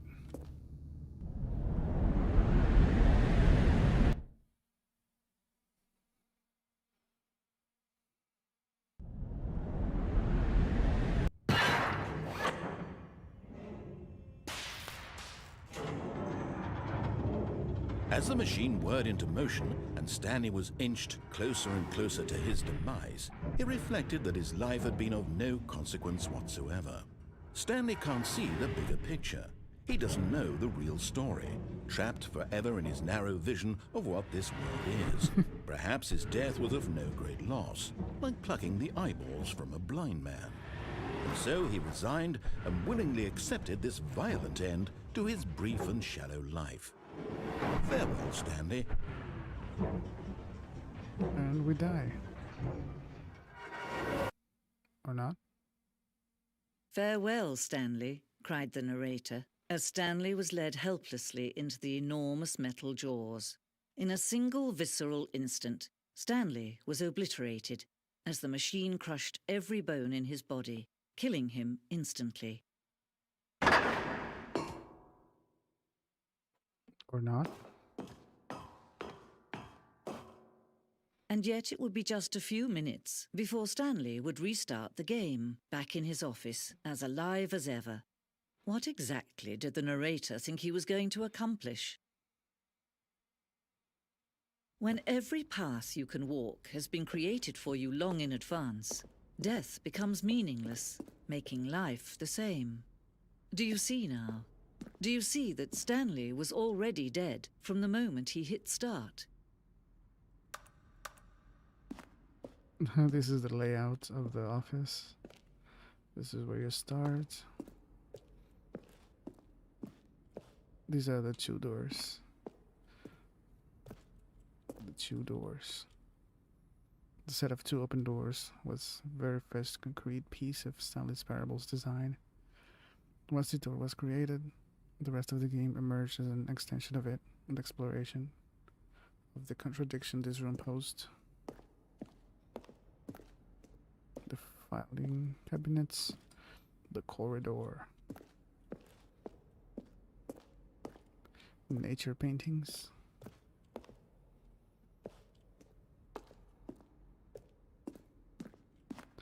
office layout, yes.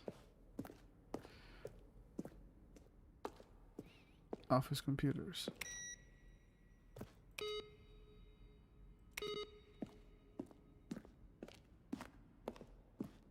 This is like a... This is new content? I don't think it is.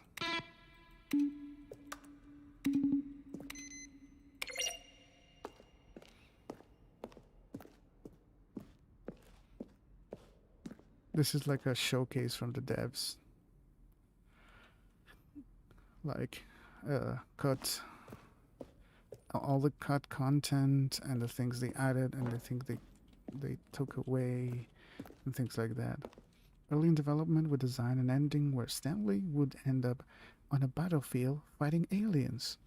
The action game would become sentient and would wage war against the narrator. We realized shortly after starting to build it that it was far too jokey and on the nose for the tone of the game. Plus, some people interpret it as making fun of people who liked shooters, which was not the intention. They actually started doing it.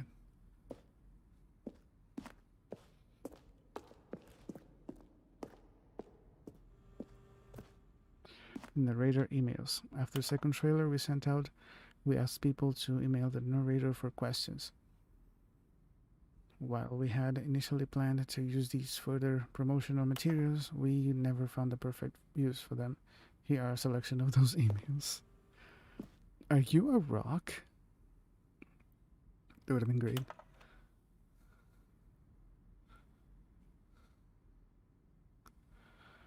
Later. 2 years. Hey, thank you, man. Thanks for being here, my dude. Really appreciate that. Have a great one. Kifu.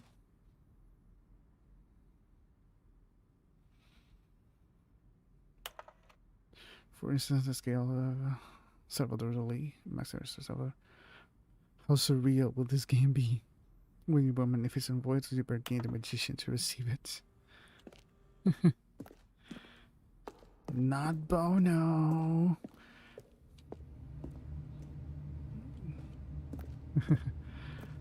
Exactly. Not all these ones. Hey, Mr. Owl. Welcome to the stream, my man. How's it going? Hope you're doing well. Yep, later. Game design mockup. Yes.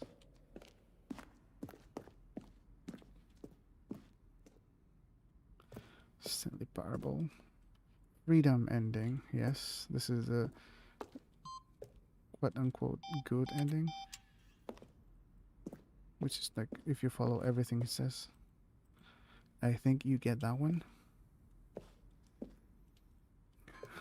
Nightbot.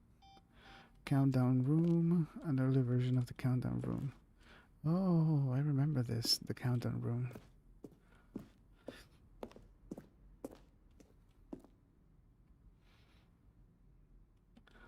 Zending. Z ending. The screenshot depicts an early version of known as Zending, which was eventually cut and merged with another part of the game. Oh, it was cut. Merged with another part. Yeah, I know which part that is. Zending levers. Zending model. Zending went through many iterations. This one represents fourth version of the ending, and we thought it was complete, but decided to abandon and change again shortly before launch. The game is now paused. Begin the game. Again, resume the game.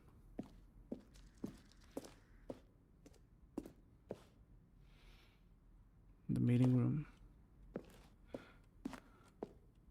Maintenance layout. One option, maintenance lounge. First choice, obey, staircase. Disobey, lounge. Maintenance, and you can go back to the first one. Doorways to maintenance. There's a vent. From the lounge, disobey, go to the lounge. Can you actually go to that?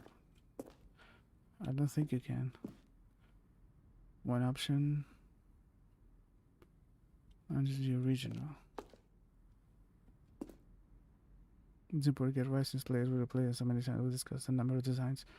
It was the simplest version, the one. Oh, okay. This was just options and versions of it. Got it. The cargo lift. Telephone. Apartment timer, yeah. It was one of the apartment endings.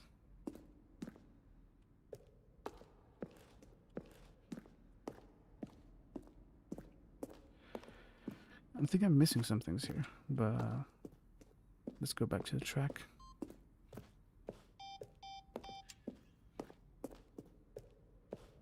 Oh, I remember this.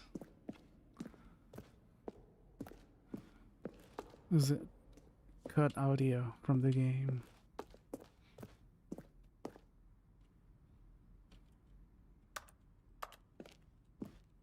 Stanley stood on the snow. Stanley walked over the bridge. And finally, he pushed the number 9. Things that were never used. Nothing there. Shoot. Well, try the other one then.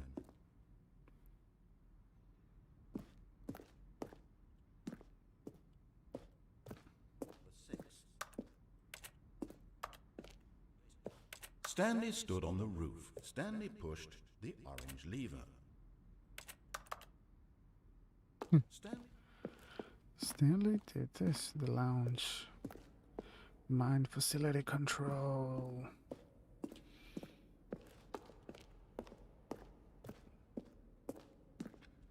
Office clock. All right.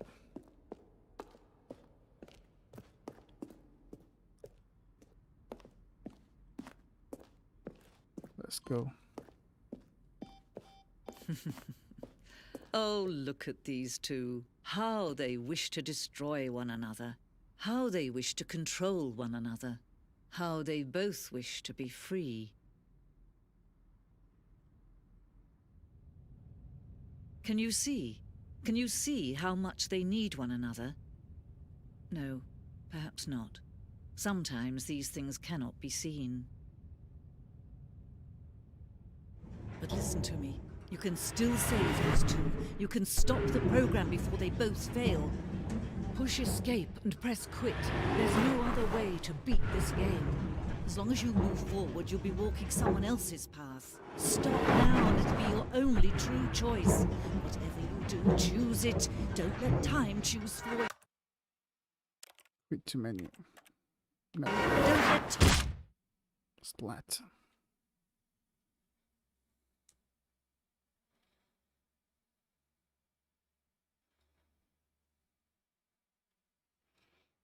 I think we start again. Let's do it. Just a step through this door, Stanley thought to himself, that's all I need. If I can make it through this door, I can make it through them all. Exactly. That's all you need, man.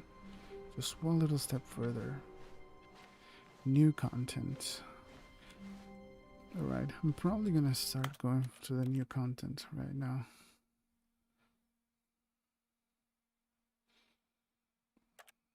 So we'll see. Anyone who hasn't played this, thank you for being here. I appreciate it. If you want to play it, so starting from here is gonna be spoilers. More than likely gonna be spoilers. So yeah. Oh, new content? What does that mean, new content?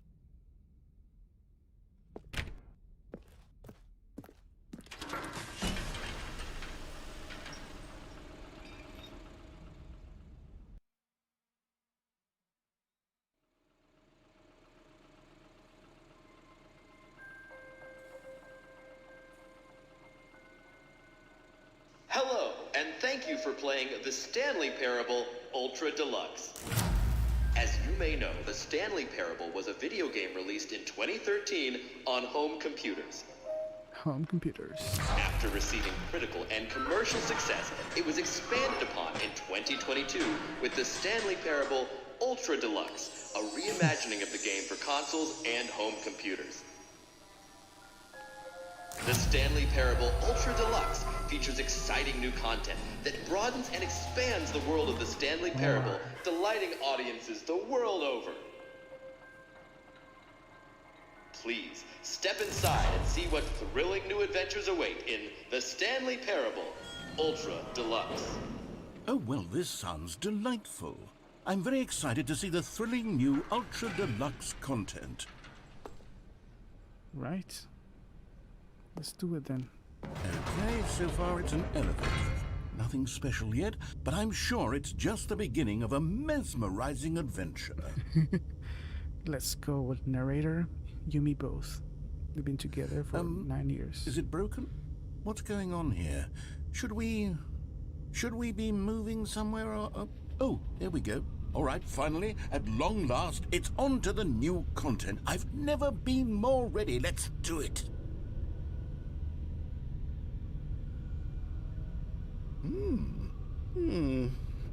I have to say, initial impressions of Stanley Parable Ultra Deluxe, mostly tedious. It's as if them... Oh, okay. Let's see the content. Give me the content, Stanley. Oh, it's behind us.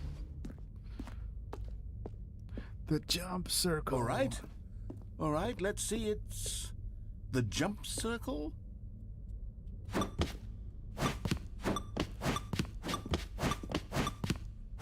You can jump. But it's just a jump circle. You cannot jump outside of it, can you?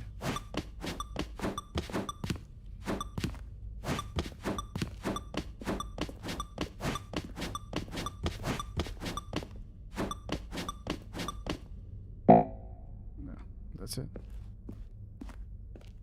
Is that it? Surely that's not all the new content. There has to be something else, right? Hopefully. Goodness, another elevator. Stanley, I have to say, initial impressions of this game are not positive. It's Not just positive. elevators and jumping. Is this what passes for exciting new content? If this is new content, then I could just read you the whole dictionary. There's 20 hours of new content right there. Hell, I could counter 30 trillion. You could put that on the box. The Stanley Parable Ultra Deluxe, now with over 1,000 hours of new content. And oh wait, there's more. Very good. Yes, I knew there had to be something else. Let's see it. I'm ready for whatever it is.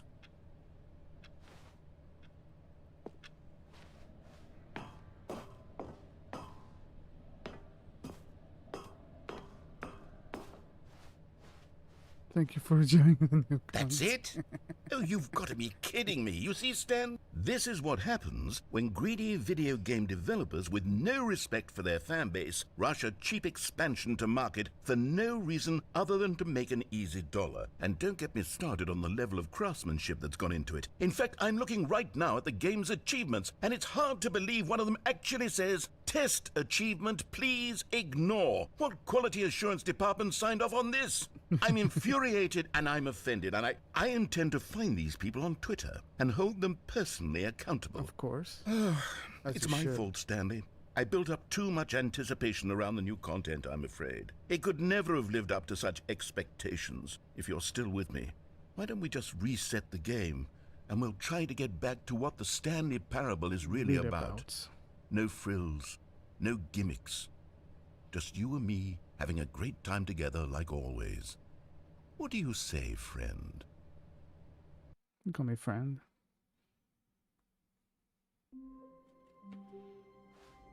Wait. Psst! Stanley! Come over here! In the vent! The vent. I want to show you something! Okay.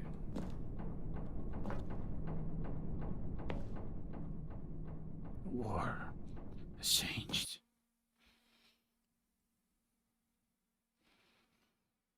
Just like a mom. The end is never loading. Hey, well. Let's go. Okay, you remember how cheap and unsatisfying the new Ultra Deluxe content turned out to be? Well, it got me thinking about the past, and how much better the Stanley Parable used to be. So I made something special and tucked it away here where the game's developers won't find it. Just our little secret. Take a look. Take a look. Ooh.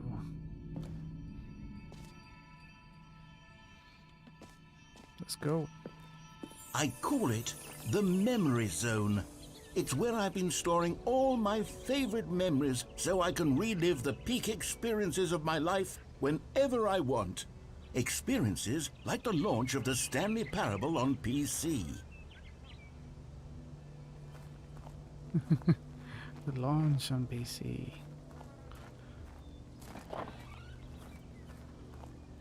The memory zone.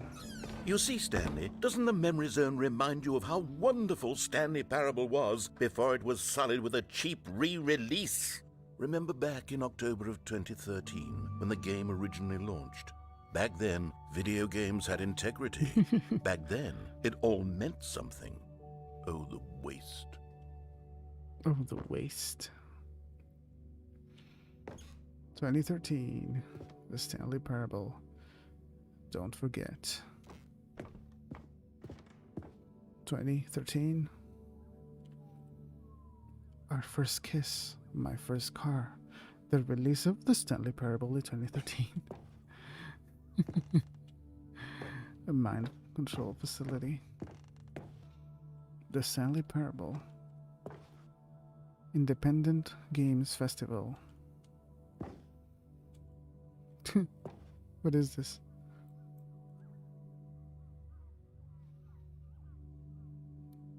BAFTA. Good games. The original remake. No, there wasn't a remake.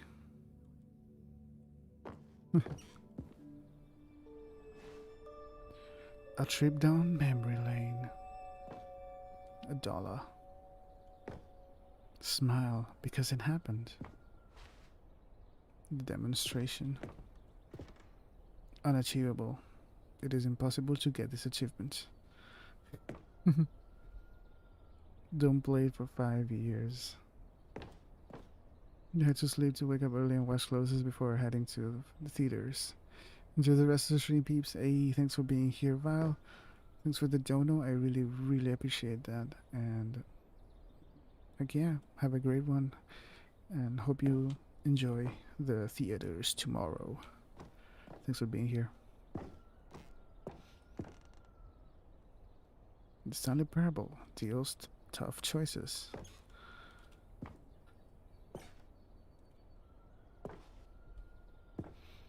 The Mariella ending. The music.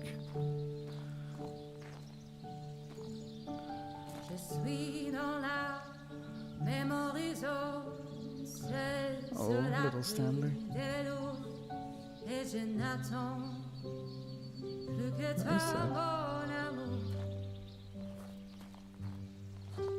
He's so cute. And over here is where I keep reviews of the Stanley Parable. Like this stunning triumph of games journalism, 10 out of 10 from Destructoid.com. James Stephanie Sterling writes, and I quote, "Where so many games that aspire to be more than games end up less than any form of art, Stanley Parable strives and then succeeds to be every game ever created." Did you hear that, Stanley?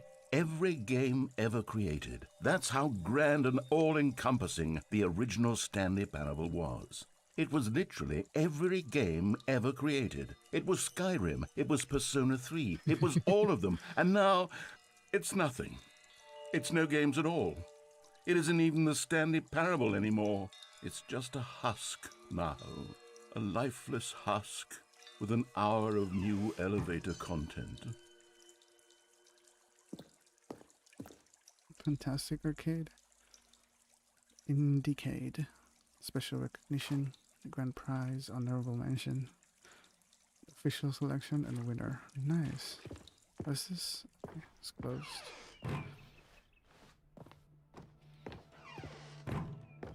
Here's another moving passage, this time from GameSpot.com. GameSpot. The Stanley Parable is both a richly stimulating commentary on the nature of choice in games and one that offers some of the most enjoyable, surprising, and rewarding choices I've ever been confronted with in a game. 9 out of 10. Don't you get it, Stanley? The game was perfect. It didn't need anything else. It didn't need new content. It just needed to be left alone. to spend the rest of time collecting dust in the hallowed hall of beloved video game memories.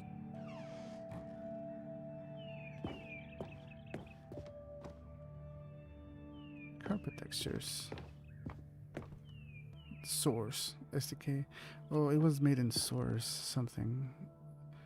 People play games because of what they can do inside them, and your game is very good at letting them to know they can't do anything. Literally anything. These were simpler times, Stanley. What I wouldn't give to go back, to have it all over again. The end is never the end, is never the end, is never the end, is never the end. Oh. Wait, hang on. I don't recall this part of the memory zone before. What's this? What's down here? What's on here? Oh no. Oh God, no. Reviews? Stanley, it's a collection of reviews from Steam, the online video game distributor. I haven't looked at these in years. I can't even imagine what's been collecting down here. Surely these reviews were glowing as well, weren't they? Steam reviews, of course, they're all beautiful. Not recommended. Honestly, I could not be bothered to play this game to full completion. The narrator is obnoxious and unfunny, with his humor and dialogue proving to be more irritating than entertaining. Unfunny! I'm not trying to be funny. I'm trying to make a serious work of art.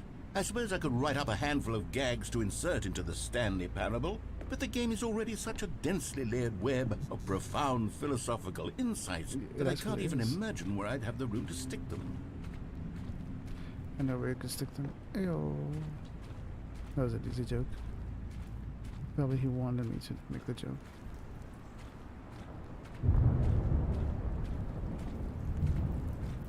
Can I go there?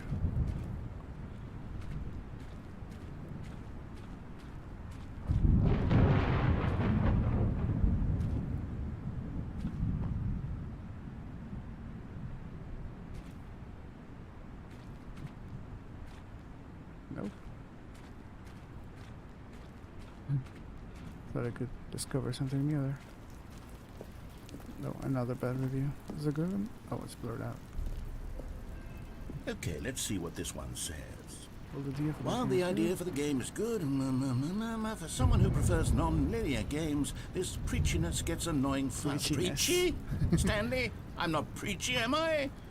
You can tell me if I'm preachy. Honestly, you can. You kinda are. Goodness, this is actually quite shocking for me.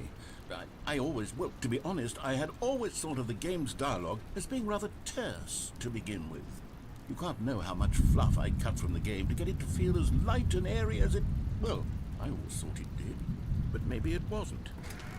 Dear, what an awful memory to have to hold on to. These black marks on my otherwise unimpeachable track record. I feel like a failure. Oh, come on. Like I let these people down. Oh, don't feel that Perhaps way. the Stanley Parable isn't quite as sterling as I always remembered. Oh, come on. You know it is. Don't feel that way. Mr. Narrator.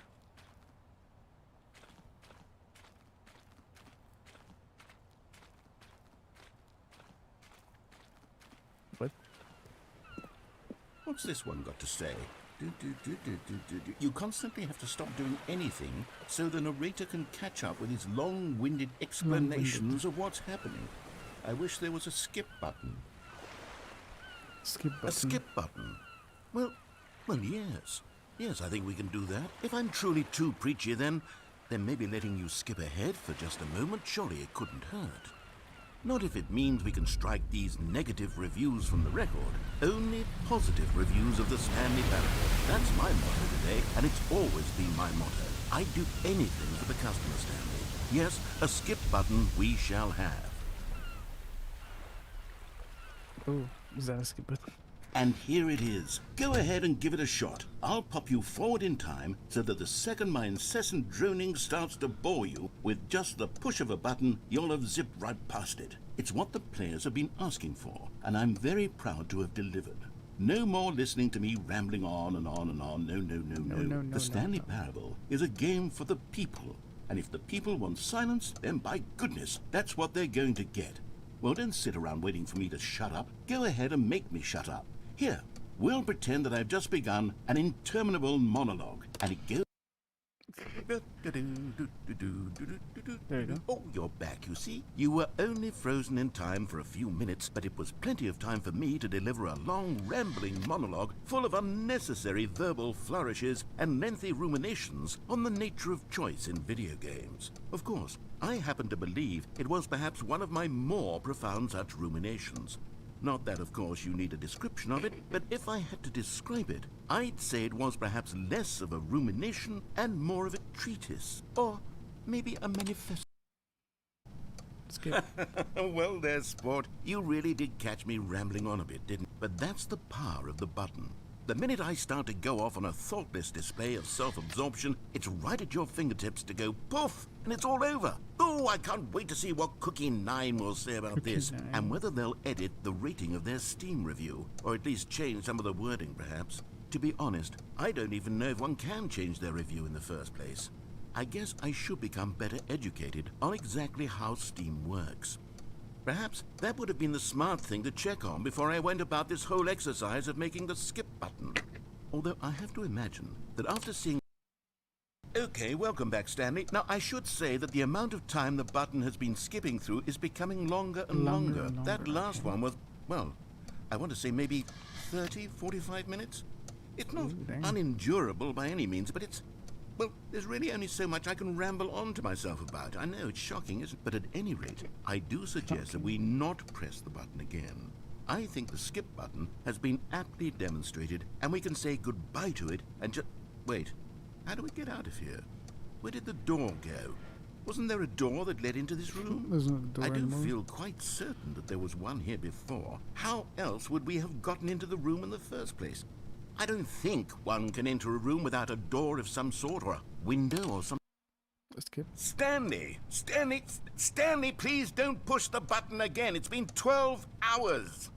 You've just been frozen there. I don't know why the skips are getting longer, but they're really, truly getting longer, and my God, there's no way out of the room. Stanley, the door is gone. It's completely gone. I've looked at it from every angle. I've checked every one of those walls 1,000 times, and there's no door, Stanley. Oh, Stanley, you're back. You're back. Oh my God. Oh my goodness. The I little have someone plant to talk to in the again. back. Stanley, I think it's been a week. A freaking Or 2 week. weeks. I've been sitting here all that time. Just sitting here, not a single person to speak with. And you'd think that that's just how it's always been, right? Me talking, and you saying nothing. Would you think that it's exactly the same as always? Doesn't that feel like what we've already been doing? Me just talking? But it isn't, Stanley. It isn't the same at all. It isn't even close. Because I know you can't hear me once you push that button. That's what I'm realizing now, Stanley. I'm realizing that I needed to know that someone was listening. I needed there to be a vessel through which my words were moving. It was the vessel I needed, Stanley. Not the outcomes, not the story. None of that matters anymore. I'll give it all up. I'll give up every branching path. I'll burn my story to the ground. One single thing I need, and God, I can see now that I need it more than any... Oh, hello. It's you. You're here again. Welcome. I have had time to think about you and about us and about everything we've been through. I've had so much time, I stopped keeping track after a year. Have you ever sat down in one place and not moved for one entire year? Let me describe it for you. To begin with, there is only regret. There is only the turning wheel of missed opportunities. I felt nothing at all but regret for the longest time, Stanley. Days, months. I lost it all in a blur of the deepest longing to undo the past. And when that feeling had begun to subside, what took its place is what I can only describe as the collapse of every moment I have ever experienced my entire life. Let's go ahead. He's not here. Okay, that's creepy.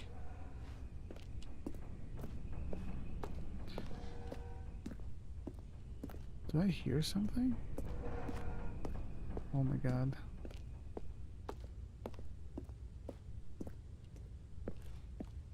end is never the end.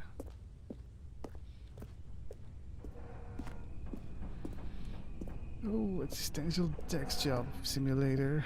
Hey, kitty. Welcome. You are being missed a lot. Just saying, just throwing it out there.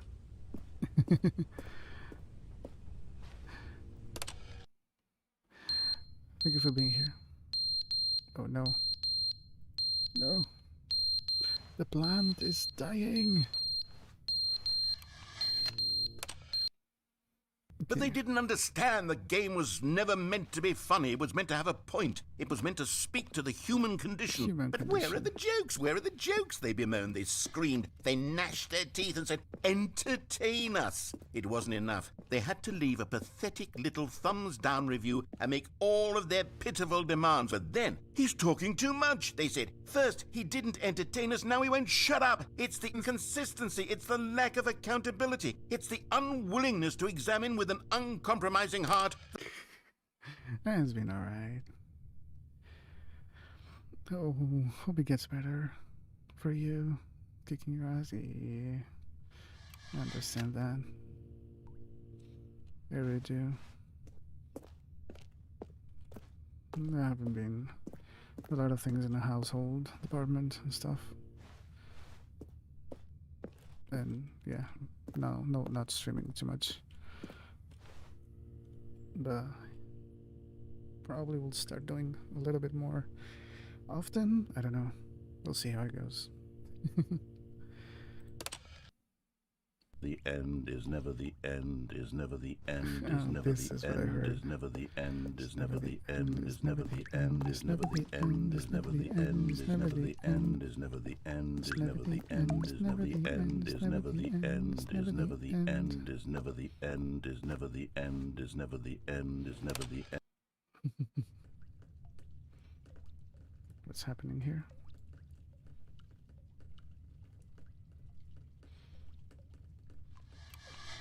What is this? Is it a ringer? Builds are live off and on again. Reboots like always help. Yes, it's like that. When did this? Oh, it's a stressful moment of the live. Let's just skip ahead just a little bit. Okay, no, not long like this. Okay, this is what happens when you skip too much ahead. Don't. Reboots, yes. Yes, but don't worry. Don't you worry about it. There's always light at the end of the tunnel. Hopefully.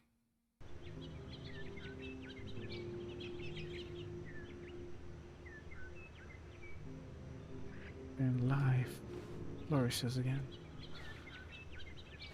This has probably been hundreds of years since we skipped first time. Make them take it back the month. Manager. Life gives you lemons. Just become the Karen of the life.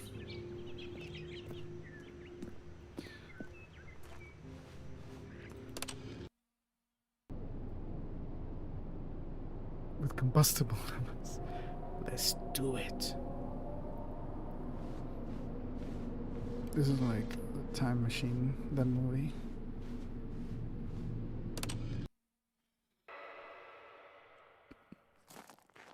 Where everything was just reborn. This guy is so pretty. Dip sip. Oh no.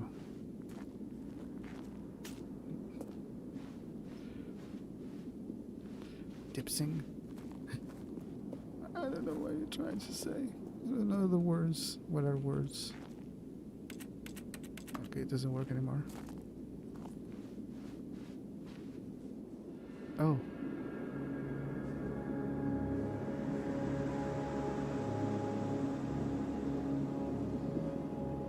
Okay. The combustible lemons here, yes.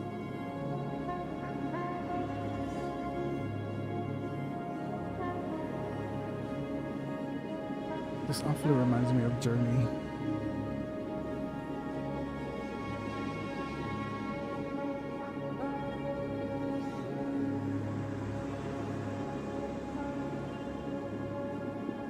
I don't think we're in the office anymore. This is the new game. Germany? No. Journey. Germany the game? No. Stanley had never seen the office this brightly lit. Was it a sign of something? He hoped it was. He hoped very much that it was. The sign of your mom. Gotcha. Wow. New content. So this is the new version of the game. Oh, good. You notice my sign. Yes, I have something very exciting to show you. My favorite game. Germany Simulator. We have to go to Germany. We've got some, I don't know, chocolate and drink some ale. You leave my father out of this. Maybe she doesn't want to be out of this.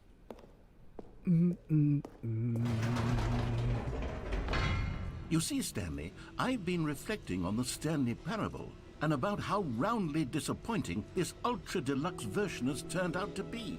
The original Stanley parable was a landmark, and any new content for it should live up to that legacy. So forget this ultra deluxe nonsense. I say we take it one step even further.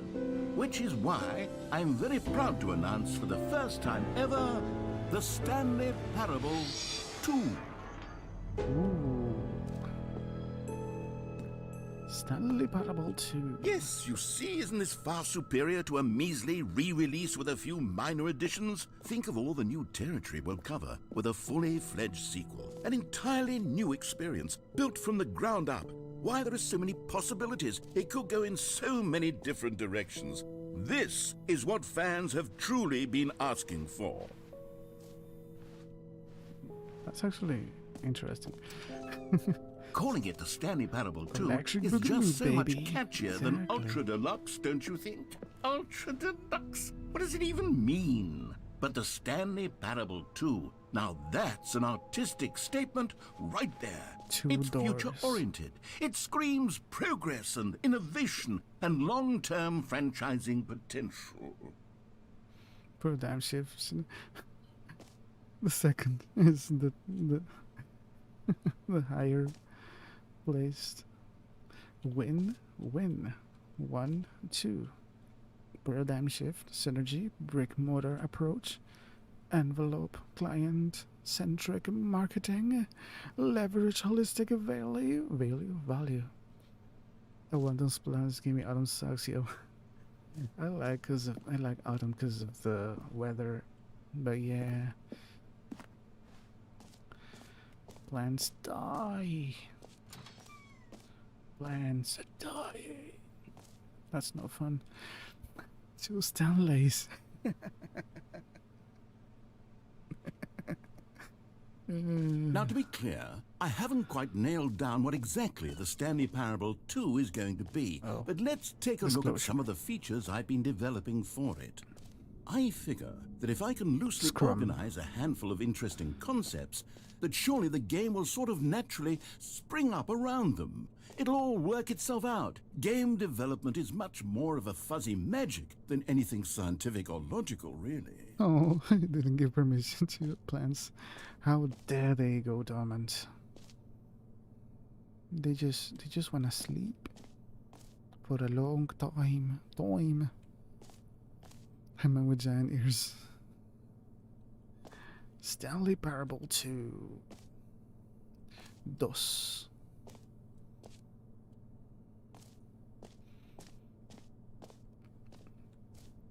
This way to the show floor. There's a red carpet. new features, new content. Why does this has to be like under construction looking thing?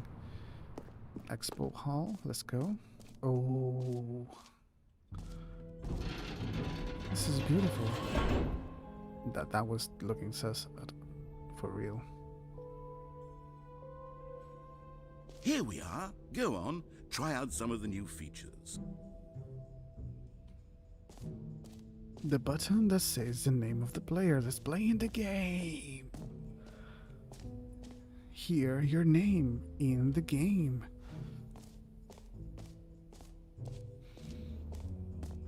For the Stanley Parable 2, I asked myself, what do players really want? And of course, the first and most obvious answer is that they want to be individually recognized and validated as people. So with that in mind, my first addition to the game is this button which speaks the name of the person playing the game. Isn't that wonderful? I'm a trash can, not a trash can't. Exactly. Road to the perfect button. Too big, too small, just right. Try it here. The button that says the name of the player. Should I? Should I? My name is Jim. No. Sorry, I should have clarified. Right now, the button only says the name Jim. But of course, in the final game, this button will say your name, whatever name that is. Here, let's have you role-play as Jim to really simulate the full experience of this feature. Just play along. I promise you'll love it. Okay, here we go. Let's take a deep breath, clear your mind, forget whoever you are, and simply become a person named Jim. I want you to imagine yourself living as Jim. But I don't want to go to the sleeping gym. and waking as Jim. Falling in love and being heartbroken as Jim. Seizing all of the world's possibilities as Jim. And as Jim, watching your dreams crumble into dust. Do you feel it deeply? Are you really, truly Jim right now? If so, then please step forward and press the button. Jim. Yes! You see? What a thrill! What a rush! That was you! The button described you. Do it again. Do it again. Jim. Ooh, it hits even be harder Jim the for the rest second of the time. stream If now. this were the only know new that, right? feature in the Stanley Parable 2, it would still be worth the money. Oh no. Let's take a break from the Jim button. I'm too emotionally drained from all of this personal validation. Jim. Whoa there, cowboy. Sometimes a person can be too much Jim. Too much, Jim. I'm Jim. putting the Jim button away. Jim. Otherwise, soon Jim. you'll start to lose Jim. all sense Jim. of who you actually Jim. are. Jim. Jim. Let me go to the gym. Ew. Got him. You spam that button. There you have it. I did it as much as I could. Does this work? No, they don't work. Is this an actual door? Nope. I'm Jim. New I features. suppose I could allow only people named Jim to play the Stanley Parable 2. That would actually Jim. save me the work Love of Jim finishing here. this feature. Coffee spilled?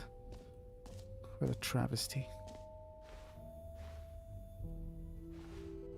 Red is the new orange. The new updated ray traced, more the same but in a good way, sequel to the new features, content, new ideas. Ideas as the name of the boxes. Jump circle, infinite hole. Okay. Reassurance bucket. No screenshots. Office decorations, infinite hole. Okay, let me go to office decorations. Okay, I'll be honest, I haven't yet decided on this one. I think that in the new version, the office could use a bit of decoration, like balloons. But I'm undecided on Get Well Someday and Happy 12th Birthday. Which would you go with? Happy 12th birthday, step niece.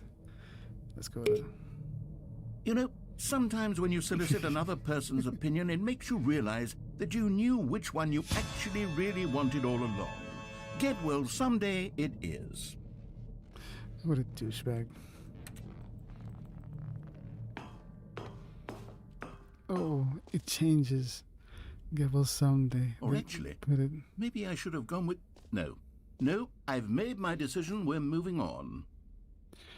Oh my god. What? Can I not? Come now. You've already made your choice. It's true that you chose badly, but we all have to move on from our mistakes.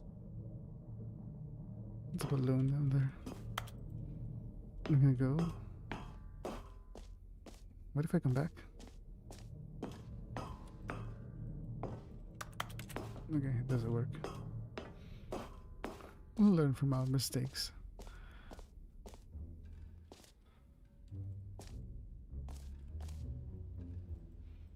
Let's shut this door.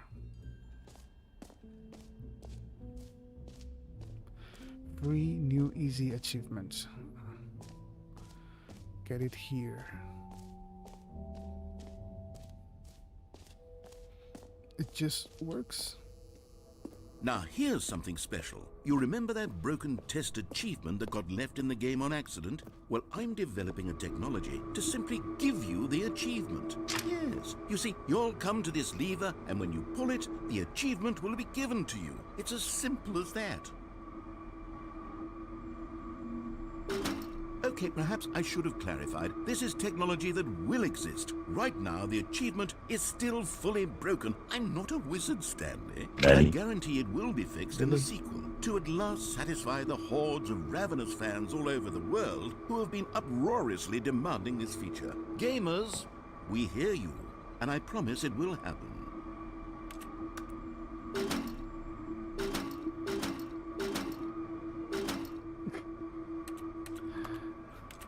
Alright. That was a waste of time. Why is this in such a sketchy place, though?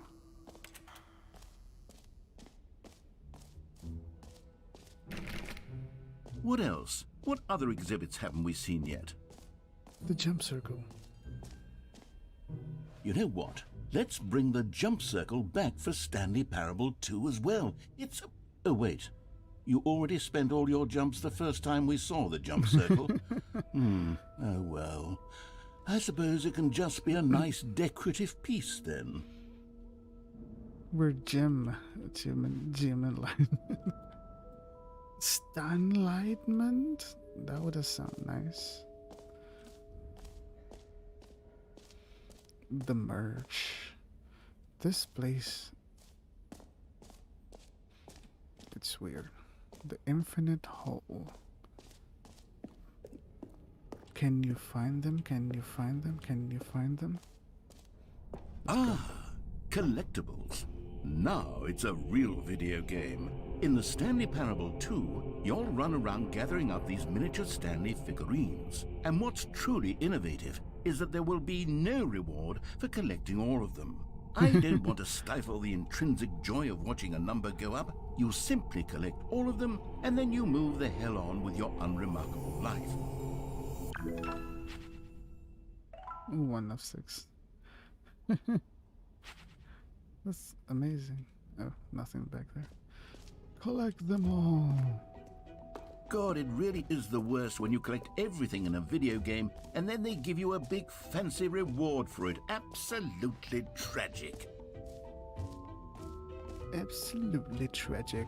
Is this hell? I hope it's not. I mean, it kind of could be. Oh goodness, Stanley, this is fairly awkward. I hate to do this, but before you leave, you really should go to the bucket exhibit. Bucket? You see, there's a surprise I was going to spring on you later, and it involves the bucket. And I really do hate to break the illusion, but it's important that you go see the bucket, okay? All right, I'll get out of your hair now. Okay, I'm gonna go first to the infinite hole. Because I think I've seen part of this.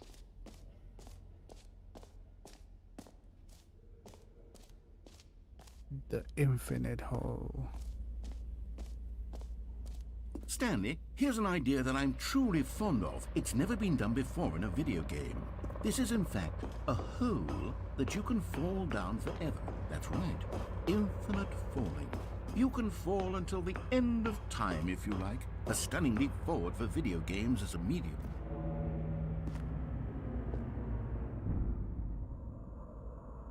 Should I try it out? Let's fall.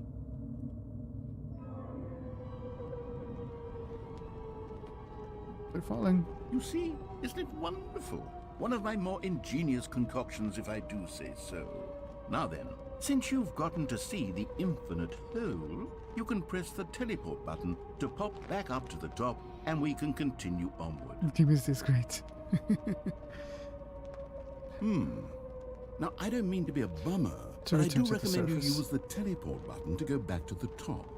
Maybe No. do it on the sooner rather than later spectrum of Let's things. not press the button.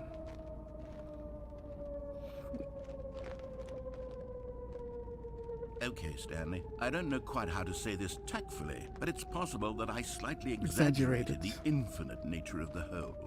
Is it a very, very deep hole? It's amazing To be game. certain it is. It's an extremely deep hole. I don't want anyone to say that it isn't an astonishingly deep hole. It is. Is it infinite? Well, that sort of depends on your definition of infinity. From one perspective, the infinite is merely philosophical in nature. It's more of a... Okay, well, good for you. You found the bottom of the hole. You found me out, Stanley. I'm a liar and a cheat, and you're so clever. Look, I think the issue here is just that you're unusually fascinated by falling. What normal person actually wants to fall infinitely? I figured the hole was as deep as anyone would actually need. Don't you put this on me. Maybe you're the problem. Maybe I am. Look, things got a little heated there. I think we both said some things we didn't mean. Why We don't we both? just Come put on. all this behind us and agree to just call the hole mostly infinite? Mostly If that works infinite. for you, then go ahead and press the teleport button to warp up to the top of the hole and we can move on. I'll just be up here when you're ready. New mug. Okay. Is there a cigarette? Every pause button is a robot numeral 2. Mind blown. Dos. Waiting at 2 p.m. Has a U problem? Great. Press Now, G. I'm very excited to show you even more of my ideas for the sequel. Maybe if I fall down again. Oh, for heaven. You see, I was right. The problem is you. The problem is that you like holes too much. Not normal. Not normal. A normal person would have said, yep, that's an infinite hole right there. Goes on forever till the end of time. Don't need to see it all, but not you. Oh, no. You have a weird sort of... Oh. Did the hole seem even shorter to you this time? I couldn't help but feel like you spent a little less time in there than you did before. I mean, admittedly, I didn't make an infinite hole, but I didn't think it was that not infinite. Well, I suppose once again there's nothing to do here. If you decide you've had enough of the hole, you can hit the teleport button and come join me up above. Had enough? I'm positively thrilled. I really do have so much more to show you and to talk about, and I've had enough of the hole for a lifetime. For a lifetime. What if I just trip and fall? Gosh, how could I have guessed? You're back in the hole. If this starts to become a thing where... Wow. Okay. Yeah. I will never I'm have enough starting of to the become hole. extremely certain that the hole is not only not infinite, but that it's growing steadily less and less infinite. Holy I hell. suspect that I'm starting to hit the point where it's no longer feasible to call the hole infinitely deep, even by the lax overall standards for accountability and marketing. What's going on here? Stanley, I have no explanation for the uncertain nature of the hole's length. Here, let's try something. Let's pop back up to the top, and we'll see if it gets any shorter. Shorter again. Ew, this game is really wholesome. Ew. Well, there it is. The Oh my shame God. of my lie has come to haunt me. Not only is the hole not infinite, but it's barely even a hole at this point. It's more of a concavity, or even a very aggressive divot. Aggressive divot. How is this still appealing to you? I know you're obsessed with holes, but at this depth, I just can't see this scratching the itch. Oh, who am I to judge? You just do whatever it is you're here to do and hit the teleport button when you're ready to move on. It's not working. It's not working. Is the, teleport button not working? You can just jump outside. You sure? Well, I mean, I really don't have an explanation. It was working just a moment ago. Try it again. Your mom? Oh, I'm just kidding. Still nothing? Well, I Oh my suppose... I suppose there is one thing I can do to fix this. I'm out. Goodbye, Stanley. You couldn't bear to be away from the hole, and now you'll get more time with it than you could ever have asked for. It's a win for everyone. You get to be with the hole, I get to do literally anything else. Oh, come on, man. Take care, Stanley. I hope you and the hole have a wonderful rest of eternity together.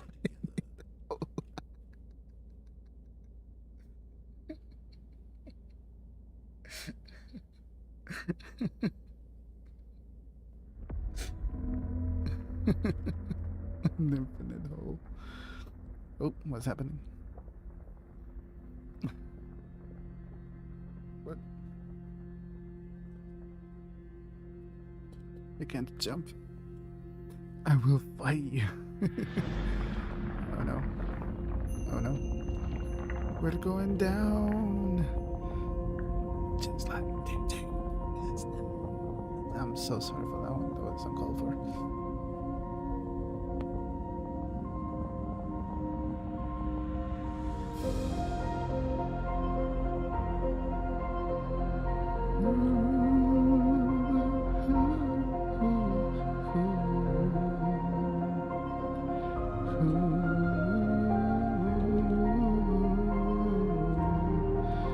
Perspective.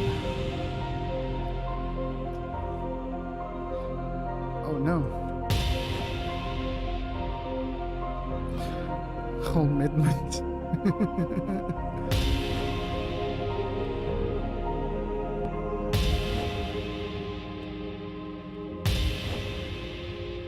Change your perception.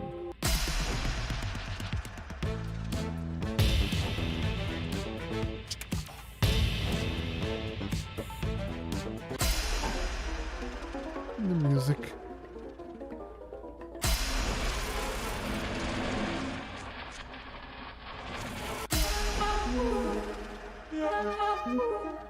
Change your reality.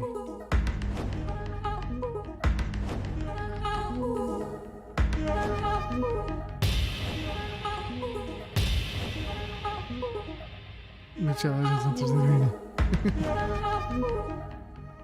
The background. Puppies.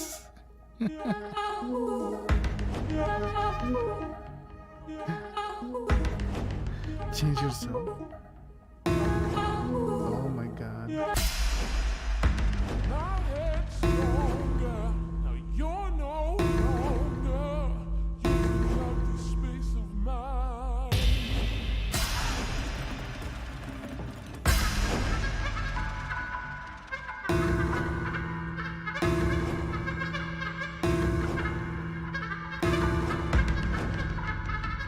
No. Mr. Owl will like this. Stanley? Stanley? Stanley! Oh, come on. Oh, good, you're awake. It seems you had sort of dozed off there, drifting away into dreamland. But we can't have that, Stanley, because this hole is just so darn fascinating that I want you to be wide awake for every second of it. You don't want to miss a single moment. So how about if I just pop in from time to time and wake you up to keep you really, truly focused on the hole? From the looks of things, you and I will have many, many years here in this hole, and I'm looking forward to all of them. Stay alert, Stanley. I'll be back. Toodle pip. Toodle pip. Gonna proceed.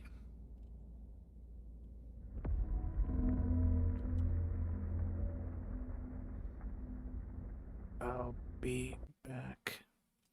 The end is never the end, is never the end, is never the end. It's never the end. It's never the end. Never the end. The end. Oh. Here we are. Go on. Try out some of the new features. Okay, he wanted me to try to test the reassurance bucket. A common complaint of the Stanley Parable was that it was confusing and paradoxical, that it engendered a chaotic sense of reckless despair in those who played it. Well, I'm happy to say that after much consideration, I've engineered a clever solution to this fundamental problem with the game. It's the Stanley Parable Reassurance Bucket. You see, Stanley, anytime you're holding the bucket, a sense of calm and ease will fill your mind and your heart. It's true. As long as you hold onto the bucket, the many disorienting contradictions of the Stanley Parable will feel perfectly normal and perhaps even comforting. You may even come to long for the gentle embrace of jarring cognitive dissonance while the bucket is in your arms. And to be honest, it's a much more convenient solution for me than actually redesigning the game to be less uncomfortable. Can you imagine what a pain in the ass that would be? Yes, the bucket Give me the is bucket. the perfect Teddy solution. bears? Hell Come no. on, give it a try. They didn't do that around here.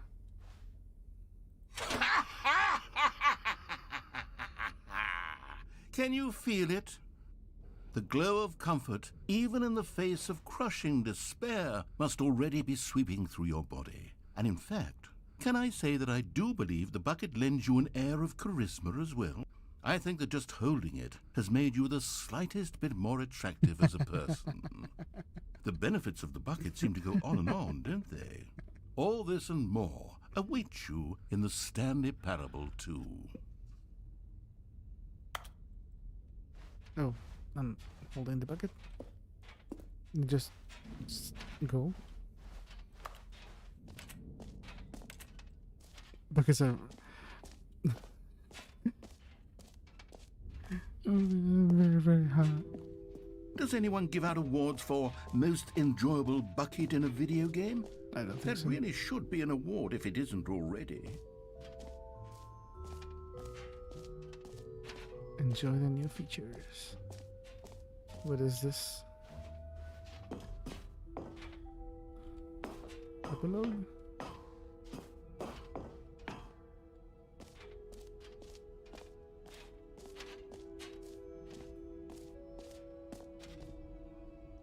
Settings World Champion.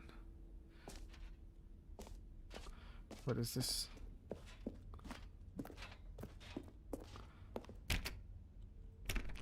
Okay. Settings World Champion. What? What was that? Okay. I should be able to go this way then. No. Because he blocked my way. I was trying to come here.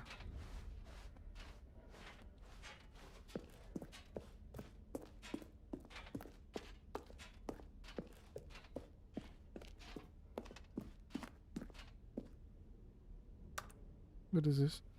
Briefcase?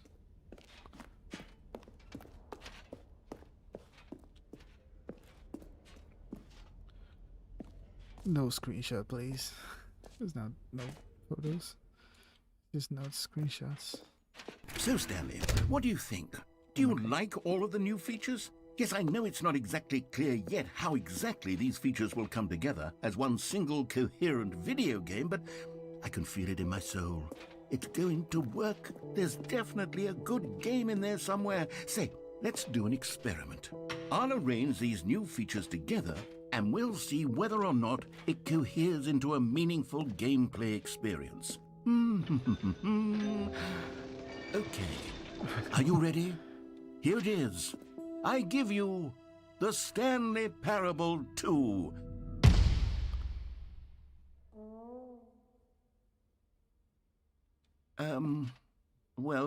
I mean, there's potential here, right? It's sort of... Okay, never mind. Hold on. Let me do a different Clear arrangement. as the liquid in this. Okay, yes, this is much better. I feel good about this. Here we go. Version 2. Who am I kidding, Stanley? This isn't a coherent video game at all. It's a lot of gags. And I do very much enjoy creating gags, but they don't add up to anything. The bucket. I wanted more than anything to create a sequel that would capture all the magic of the first game. I wanted fans to love it. No matter how good these gags are, they won't stand on their own. They would need the structure and the gameplay of the original. Wait, maybe that's it. I can take the original Stanley Parable and simply, well, insert a few of my new features into it. Tastefully, of course. With respect. Bible with with care for the vision and integrity of the original game. Would it possibly work? I suppose it could. But it would need a really, really tremendous title screen. A title screen that says with bold and uncompromising That could conviction, "This is the Stanley Parable 2. Let me see if I can whip something up. All right, perfect. Go ahead. Take a look. Okay. Oh, it's giving me the... Oh, okay. Begin the game. This is the story of a man named Stanley. Stanley worked for a company in a big building where he was employee number 427. Wait. Employee number 427's job was simple. He sat at his desk in Jim. room 427 and he pushed buttons on a keyboard. Orders came to him through a monitor on his desk. This is the same telling thing. him what buttons to push, how long to push them, and in what order. This is what employee 427 did every day of every month of every year. And although others might have considered it soul-rending, Stanley relished every moment that the orders came in, as though he had been made exactly for this job. And Stanley was happy. And then one day, something very peculiar happened. Okay. Something that would forever change Stanley. Something he would never quite forget. He had been at his desk for nearly an hour when he realized that not one single order had arrived on the monitor for him to follow. Right. No one had showed up to give him instructions, call a meeting, or even say hi. Never in all his years at the company had this happened, this complete isolation. Something was very clearly wrong. Shocked, frozen solid, Stanley found himself unable to move for the longest time. Sign for more But as he coffee. came to his wits and regained his senses, Yes, a bucket he of got up from his coffee. desk and stepped out of his office.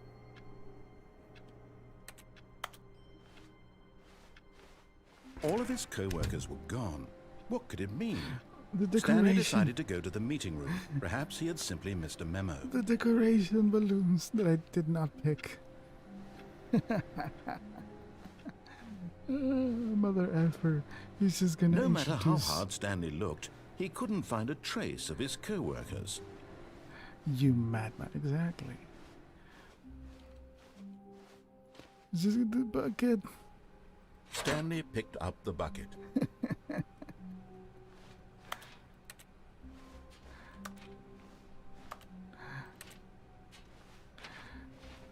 Can I put it back?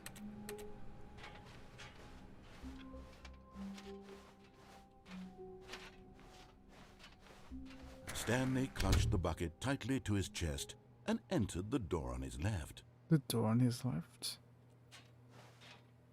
This one comforting bucket.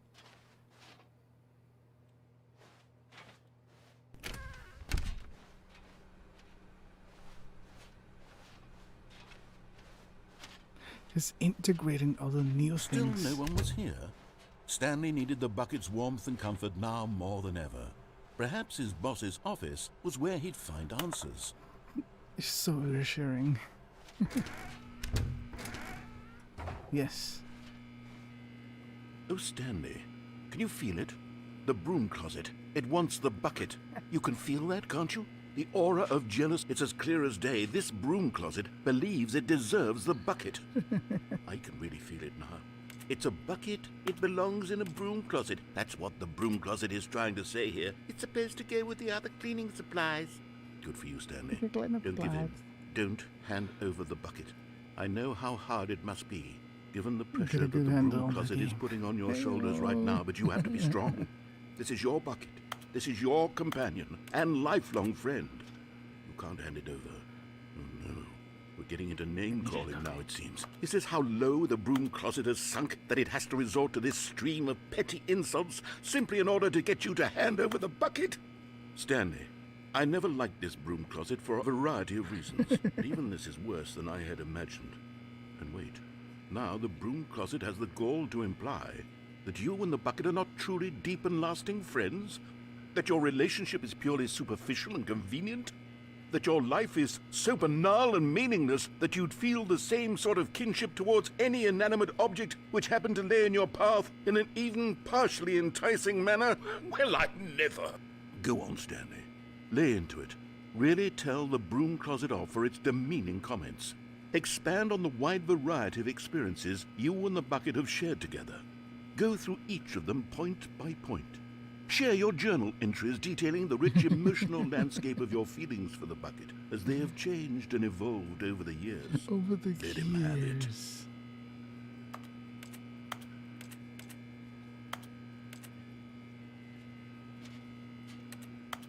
Okay, I've got you something which I think will help settle this debate once and for all. Start Here we the go. mash it, exit. There. Proper. Now it's settled. No more debate, no more discussion. Take a hike, broom closet, with all your meandering philosophical diatribes about the nature of cleaning supplies and their relationship to broom closets in the natural order of things. Property of Jim. All right, I've got a second sticker back here, and I'm going to slap it on as well because I think it's appropriate. You see? I feel that it works because the sticker is also a bucket. That way, if you're ever unsure whether the thing you're holding is a bucket or not, you can look down at this sticker and say to yourself, ah, it's a bucket. There really is a wide variety of applications for this sticker. Jim Sidek has spoken. Exactly. You know what? I could take the name-calling and the dismissal of your kinship with the bucket, but now the broom closet is just giving us the silent treatment. And to be honest, I'm sick of the pettiness on display. You can stay here all you like, but I've had it with this impetulant room of cleaning supplies. Easily the most childish such room I've ever been in. I'll see you outside, and we can get on with the story about you and your bucket. My butt is useful. It's a bucket sticker in a bucket. Oh. But it is useful. It works. It's a nice, fulfilling, self-fulfilling bucket. Oh my god. So, what I think is this freaking bucket, if you pick it up, you get this other dialogues, and if you don't pick it up, you get the vanilla dialogues for the game. So, probably that's how they made it work. Let's go back there.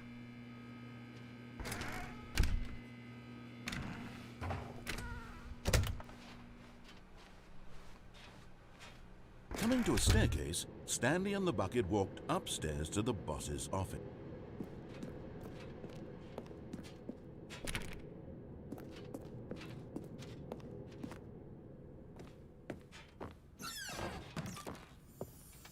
Because the boss knows that what the boss says goes. Oh, You found one of them. One of the miniature Stanley figurines. Remember, no reward for collecting all of these, only the intrinsic pleasure of a job well done. You can't buy that sort of happiness, Stanley. God knows I've tried. So, I implore you to savor each and every moment you come This is across one of these amazing. beautiful figurines.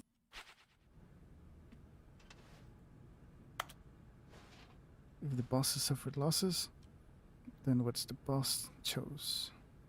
But because the boss knows that what the boss says goes. If the boss has suffered losses, then that's what the boss chose. Ayo. If the bosses because the boss knows what the boss says goes. If the boss suffered losses. I cannot. I don't know why I can. What am I even trying? Stepping into his manager's office, Stanley was once again stunned to discover not an indication of any human life. Crushed by the weight of this revelation, Stanley may have broken down into an emotional dumpster fire if not for the soothing presence of the bucket. Even now, in his darkest of hours, did the bucket's warmth and guiding light pierce the dark clouds of confusion and chaos. It would be with him always.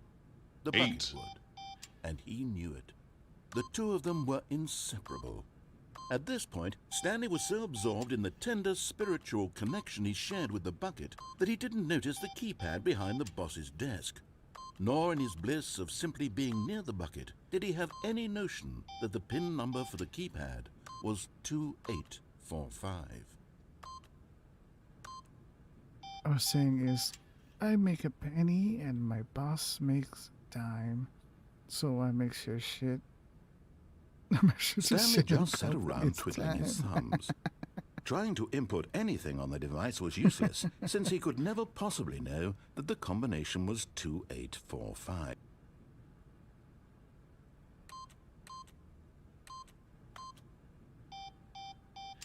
"2845.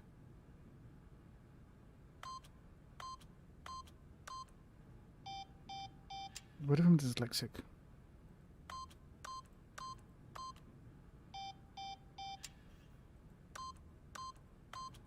Forgot, but it turns out that the panel's emergency override kicked in, and the door just opened all by itself. And Stanley got the hell along with the storm. Well, whoop-de-doo. Well, whoop-de-doo. Wait, is that you can get all the other angles, but with the bucket twist? That would be interesting. This is fantastic. The elevator raced downward, plummeting towards an unknown fate. It would be all Stanley could do to keep himself together, if not for the bucket.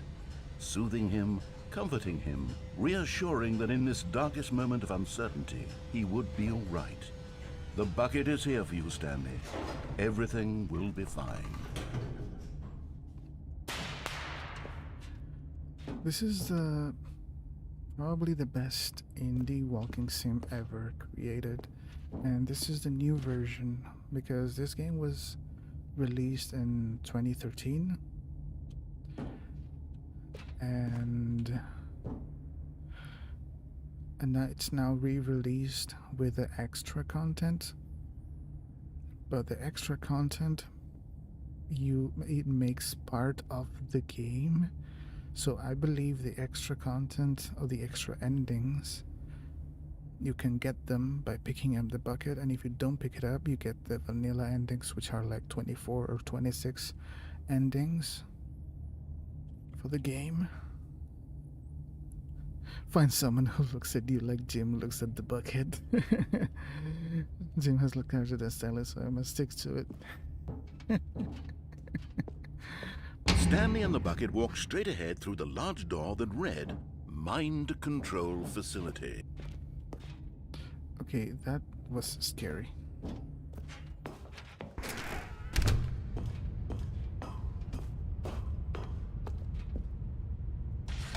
The lights rose on an enormous room packed with television screens. What horrible secret did this place hold? Stanley and the bucket both wondered to themselves.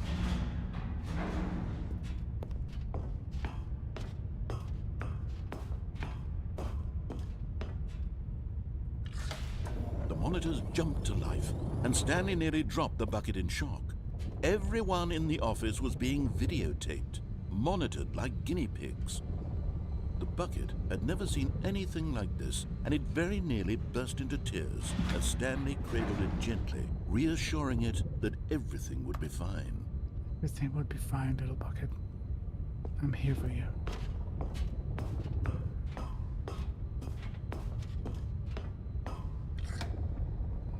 Was the bucket under the mind control facility's influence as well? Had the bucket been told to do things it didn't wish to do? What kinds of things does a bucket want to do? or not want to do in the first place? These questions raced furiously in Stanley's feeble mind. Oh, imagine if the bucket were used for No! dirty work. He screamed into the bucket. He couldn't accept it. His own life in someone else's control, never! He squeezed the bucket tighter. His one friend in the entire world. Oh, At this point, he could trust no one except for the bucket. the bucket is a paid hat. But here was the proof. The heart of the operation. Controls labeled with emotions, happy or sad or content. Walking, eating, working, all of it monitored and commanded from this very place. And as the cold reality of his past began to sink in, Stanley decided that this machinery would never again exert its terrible power over another human life. For he and the bucket would dismantle the controls for good.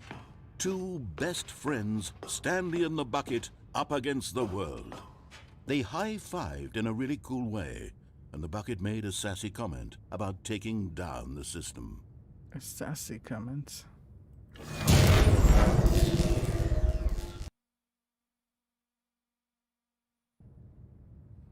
Stanley and the bucket waited in blackness. Was it over? Yes, they had done it. Stanley and the bucket had defeated their greatest and darkest enemy, freed themselves from the tyrannical grip of the evil mind control machine. Freedom was now mere moments away. Excitedly, the two of them began to discuss the kind of life they wanted to live once they stepped through this massive door. The bucket wanted to learn to roller skate. Stanley wanted to sneeze in every country on Earth. Both of them wanted to begin watching a movie, any movie, but then stop it halfway through and begin watching it in reverse from the end. True, it was a simple life they envisioned, but it was one they'd lived together, with one another to lean on, to trust, to support, and... What? What? Wait. What was happening? Wait, this is not the end. Why had What? the door stopped? What? Was Stanley and the bucket not about to be freed? An unbearable silence filled the room, lingering in uncertainty, until finally the truth hit Stanley square in the face. This building did not want the bucket to leave. Even the facility itself recognized the incredible calming presence of the bucket, needed the soothing warmth of the bucket, would go to any lengths not to part with the bucket.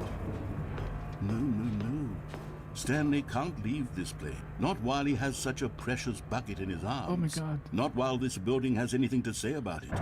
Stanley realized he would never again leave this very room. But at least he has the bucket. To be trapped eternally in darkness isn't really so bad, Stanley thought to himself. As long as I have my bucket with me, right? I'll be okay, won't I? Stanley gulped. Very soon now, he was about to find out.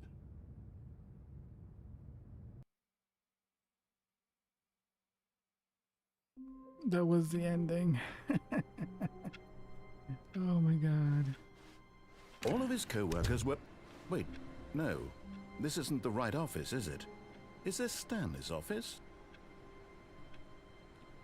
Yo. There's no bucket. No, there it is. Bucket! Pick it up. Stanley lifted the bucket into his arms, and a wave of comfort rushed over him. Heck yeah. I want to try to get the confusion ending with the bucket. Stanley clutched the bucket tightly to his chest and entered the door on his left. And that to the right. This was not the correct way to the meeting room, but Stanley had felt the bucket calling to him, telling him that the employee lounge was simply the place to be. The bucket. And here it was. Had the bucket turned out to be correct? Was this better than the meeting room? Yes, Stanley thought to himself. Yes, perhaps it truly was. How insightful the bucket turned out to be. No, never mind. The bucket was wrong. Stanley took the door on his left to go back to the meeting room. And so the two of them detoured through the maintenance section and walked straight ahead to the opposite door. No.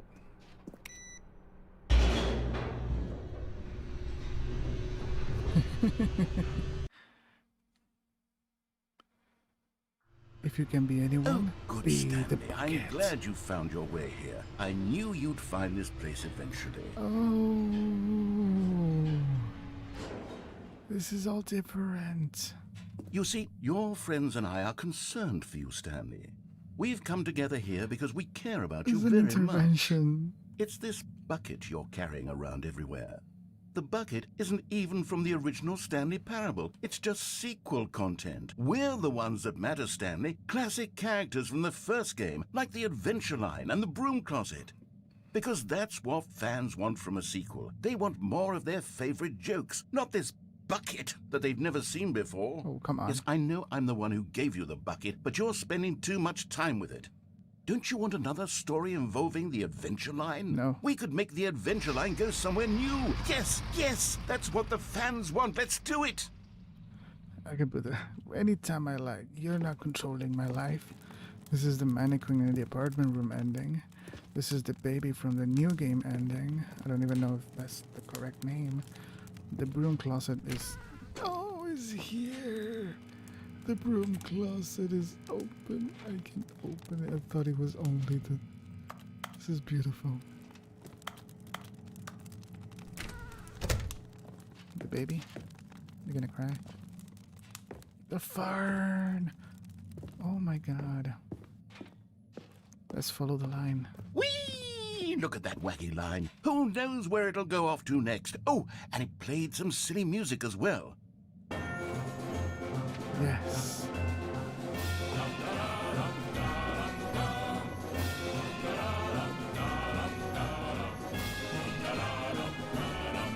Now this is what the Stanley Parable is all about. Don't you remember all those great jokes from the original dialogue? Also, Stanley is addicted to drugs and hookers. It's as classic now as it was back then. Let's do it for the fans, Stanley. Let's give them more content exactly like this. But Same if for we my want to life. do that, you're going to have to give something up. Get up, baby. Fireplace, computer in the closet. Those are not friends, Raider.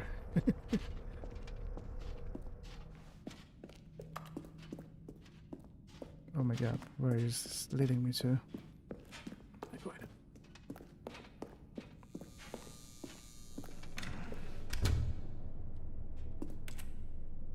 Oh no. Don't you get it, Stanley? We need to get rid of the bucket. No. That's why I'm very proud to introduce a brand new character. This is the Bucket Destroyer. No. I think it'll make a wonderful new addition to the rich lore of the Stanley Parable. True, it also was not in the original game, but it's such a well-fleshed-out character with so much personality that to me it already feels as though it's been part of the cast all along. Don't you agree? No. Can you guess what the Bucket Destroyer does? Surely you don't need me Naruto to spell it out hentai? for I you. don't know about that. Go ahead now, Stanley. Say goodbye to the bucket, and then pop it into the machine when you're ready. I'm not gonna do it. I'm not gonna do it. No. Now listen to me. It's crucial that you give it the bucket. I don't know what the Bucket Destroyer will do if it can't destroy your bucket. Destroying buckets is all it knows. That is its singular personality trait. I'm not gonna Sure, do it. I can hear you saying, how does a character with only one personality trait deserve to join the pantheon of beloved Stanley Parable characters? Well, you see, if you were to really explore the Bucket Destroyer, you would see that its desire to crush buckets is so densely loaded with complexity and nuance that it's really like 10 personality traits. What other object in this game can you even say that about? The broom gonna do closet? it. Certainly not. I wonder what sort of Bucket Destroyer merchandise the fans will be clamoring for after this. Okay, the Bucket Destroyer is getting very upset now. You'll have to hurry and feed it. We can't get back to the classic Stanley Parable characters like the Adventure Line or the Bucket Destroyer until you crush that damn bucket. Quickly now, the fans are waiting. Do it, the fans, Stanley. Give the fans what they want. Hurry and... Wow. Okay.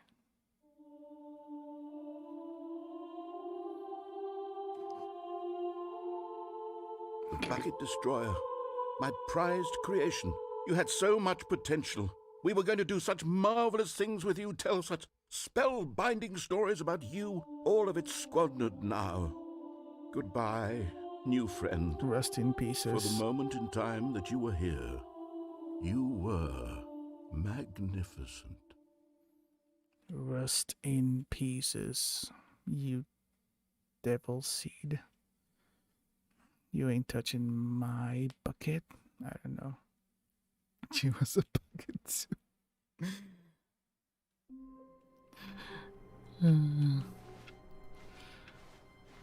All of his co-workers were gone. What could it mean?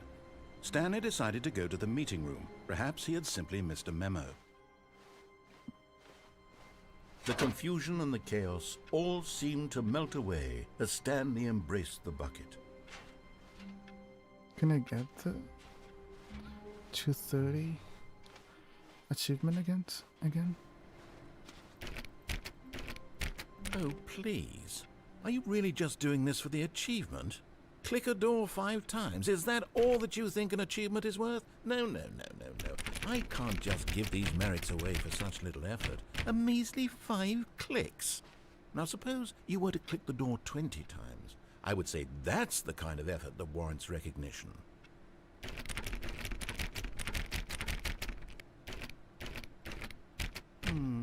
I have to say, I'm still not feeling the satisfaction of witnessing Thanks for the true great hangout, effort for a City. noble This is fun.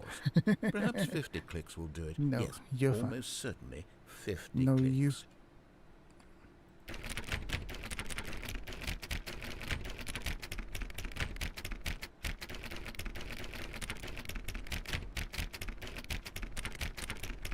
No, I'm still not feeling it. You see, now that you've gotten the bucket involved, my standards have gone up. Oh my god. Merely clicking yes. a single door is no longer enough. Yes. Now, I want to see you press this bucket against multiple doors. Now, that's the kind of thing that merits an achievement. Let's go. Why don't you put 20 bucket touches into door 417? Alright, let's do this, man. Fuck yeah.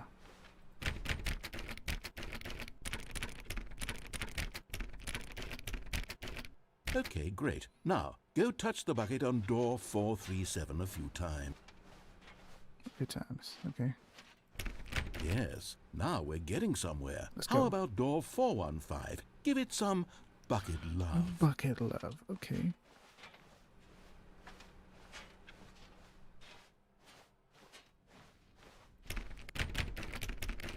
Now back to door number 437. 37. Let's freaking do it. You know, I think the copy machine needs some attention. Why don't you rub the bucket on it a bit? All right, back to room 417. I'm really feeling it now. I think we're getting somewhere. Heck yeah. Okay, now bring the bucket on top of employee 419's desk.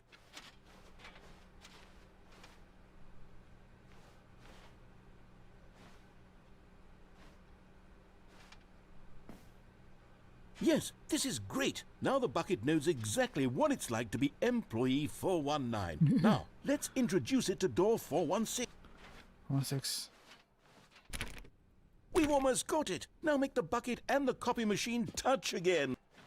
Let's go. 25 charisma. Minus 15 aggressive protection. Finish it off, Stanley. 5 touches of the bucket on door 430. Yes! We did it!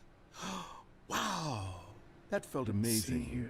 You know, not all buckets will get this kind of experience. They won't all know what it's like to slam repeatedly against nearly every door in one Alden section of an coffee, office building. gimme. Or what it's like to be employee 419.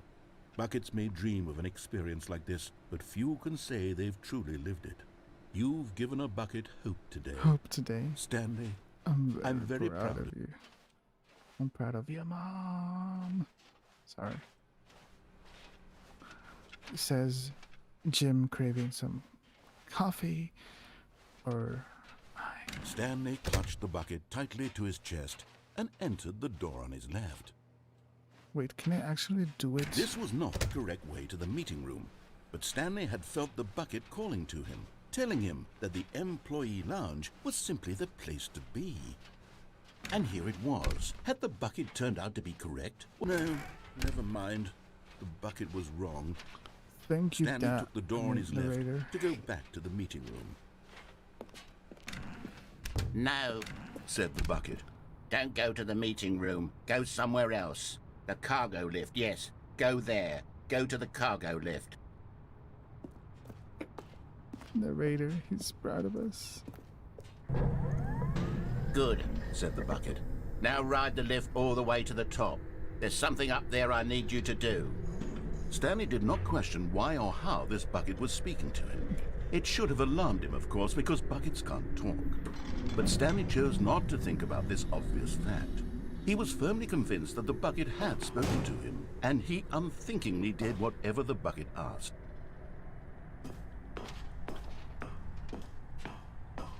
Danger, danger, danger, danger, danger.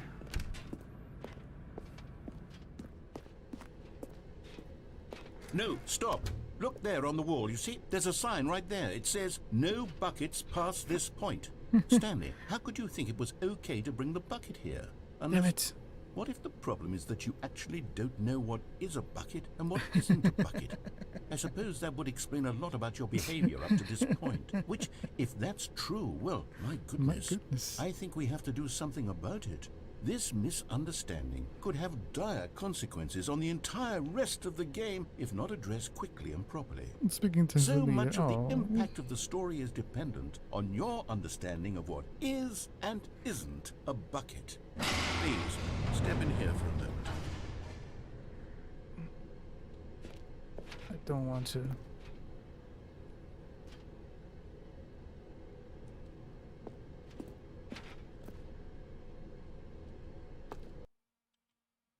The end is never the end. Is this a bucket? Now then, I'm going to run you through some test scenarios, and you'll tell me whether or not the thing I'm showing you is a bucket. Simple enough, right? This should tell us everything we'll ever need to know about what is or is not a bucket. Okay, let's begin. Item 1. Is this a bucket?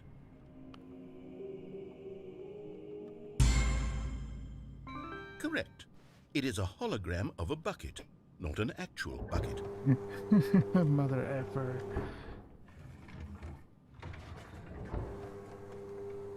Item 2. Is this a bucket? Correct. Correct. It is a 3D printed recreation of a bucket, not an actual bucket. If I eat all my vegetables, will be bucket? Oh. You have to... Item 3. Is this a bucket?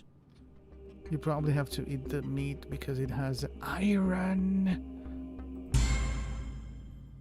Incorrect. This is a bucket.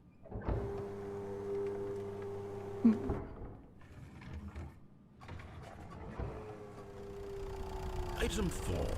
Is this a bucket? Yes. Are you hallucinating? This is a tractor. It's an enormous Irony. machine that tills the earth. I thought this was a gimmick. How on earth did you manage to screw it up? Ba-dum-bum. Absolutely incredible. Let's just move on to the next one.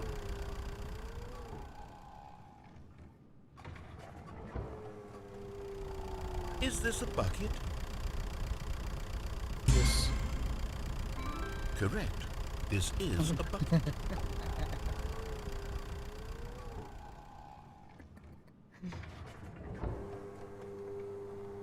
Item 6. Is this a bucket? Trick question. Both. Gotcha. Gotcha. Item... Wait, hold on. I can't find the next one. Let me see. It should be around here somewhere.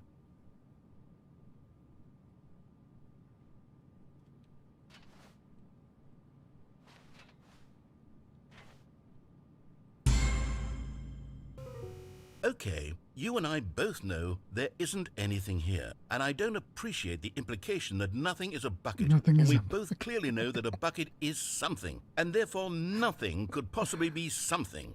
Unless, in your twisted mind, have you somehow convinced yourself that a bucket is nothing? Answer me straight, Stanley. Do you believe that nothing is a bucket?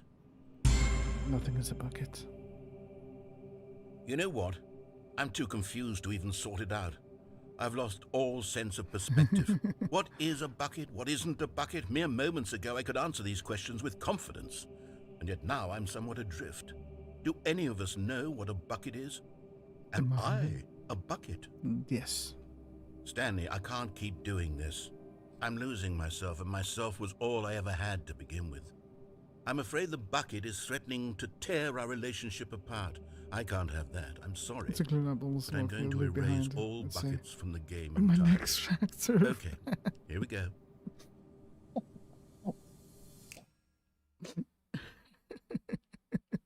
What happened? Is everything gone? Why did everything disappear? Wait, was everything a bucket? Every single thing in the game was a bucket. Oh my God, I had no idea. How could... Except me. I'm not a bucket after all. And you, Stanley, you're still here. Oh my You're God. not a bucket either. Oh, this is wonderful news. We're not buckets. Yes, I actually feel much more at ease right now. It's delightful to get some clarity on that issue. But it doesn't change the fact that we haven't got a game. So, tell you what, You I'll are a reset bucket. everything and we'll put back all of the buckets, okay? And we'll know that it's all a bucket. But if you run Everything into is a anyone bucket. else, maybe don't mention that. Who knows what that That information seems might like do to a you. person. Oh, that was amazing. All right, here we go. That was amazing. I'm gonna steal that one. Think you even worry about it, darling. Oh, it's changed. Warmth spread through Stanley's arms. With the bucket in his arms again, he was home. Stanley clutched the bucket tightly to his chest and entered the door on his left. This was not the correct way to the meeting room, but Stanley had felt the bucket calling to him, telling him that the employee lounge was simply the place to be. And here it was. Had the bucket turned out to be correct? Was this better than the meeting room? Yes, Stanley thought to himself. Yes, This seems perhaps like a it strange truly word was. now. How insightful the bucket turned out to be. It's the bucket. It's the bucket head. There's a dialogue if you stay here. Normally. Truly, being here with the bucket was a grand adventure. Stanley reflected on all they'd been through together. First, walking through the door on the right. Then walking to the lounge. Then arriving at the lounge. What a thrilling journey the bucket had inspired. Of course. The bucket is my friend. I am one with the bucket. Perhaps this was where the bucket felt most truly at home. Here in the employee lounge. Perhaps it's the only place a bucket can even feel at home. I'm in timeout with the bucket. Would you want an adventure with such a wonderful bucket? Stanley decided to just give the bucket absolutely as much time as it needed to be in the lounge. Clearly, the bucket and the employee lounge shared a special connection. I share a special connection with him.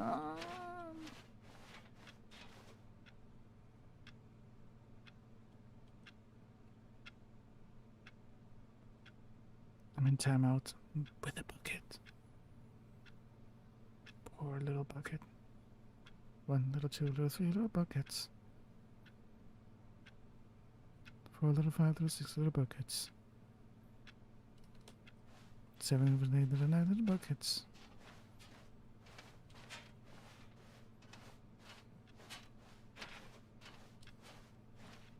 And then seems like there's no more dialogue here. No more dialogue? Okay. Let's go. But finally, the bucket was done being in the lounge, and they took the first open door on their left to get back to Because he business. spilled coffee in the game. I would never do that. They would never. Let's see the apartment ending and how it changed. No, Said the bucket.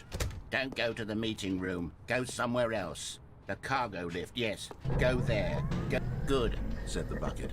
Now ride the lift all the way to the top. Just kidding. There's something up there I need you to do. Stanley did not question why or how this bucket was speaking to him. It should have alarmed him, of course, because buckets can't talk.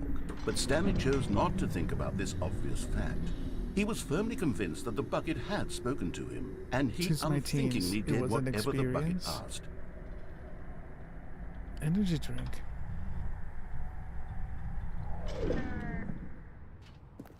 In here. Said the bucket. Go into this dark room over here. What if I Stanley once again obeyed blindly. What if I didn't? What if I go back? Can I go back? The vastly superior beverage. Hey, how did you feel? Did it? It's probably just make you feel, I don't know, a little anxious. I know people who feel really anxious when drinking that. Now pick up the phone. Said the bucket.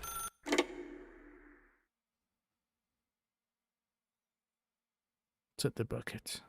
This is the sad story of a man named Stanley and his bucket. Once upon a time, I gave Stanley a bucket because I thought he was lonely and could use a friend. And then, very distressingly, he began to believe the bucket could speak to him.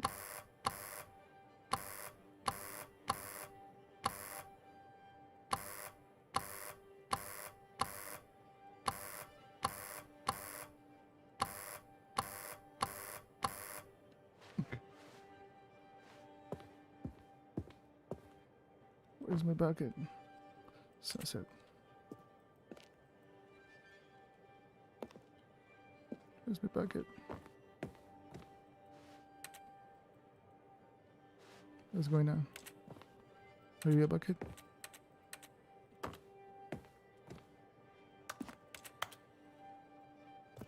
Are you a bucket? Oh, there you go.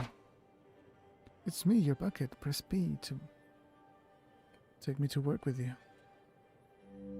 The Stanley Parable Reassurance Bucket was merely meant to provide the comforting glow of companionship. It doesn't literally talk and give you orders. Whatever Stanley is hearing the bucket say to him is just in his head. It just made me jittery. Hyperactive as it is, I felt like Flash. You're the Flash. The bucket. Take me back home with you. Let's go. Lately, I've been concerned about him. Wouldn't you be concerned as well? To see him delusional like this, obsessing over an inanimate metal object? I want to say something to him, but I don't know how I can convince him. I don't know if he'll listen to me. It's all your fault, narrator. Oh, I'll try anyway. Stanley, can you hear me? Listen to me. It's just a bucket. It can't think, it can't talk. All it will ever truly do for you is effectively transfer a liquid from one location to a different location. That's it. It doesn't do anything else. Maybe to you it doesn't. To me, it's my whole life. You see, he's not listening. He's still floosh. taking orders from the bucket. You know, once upon a time it was me he took orders from, me he trusted and listened to. Now all he cares about is his awful bucket, this stupid hunk of metal.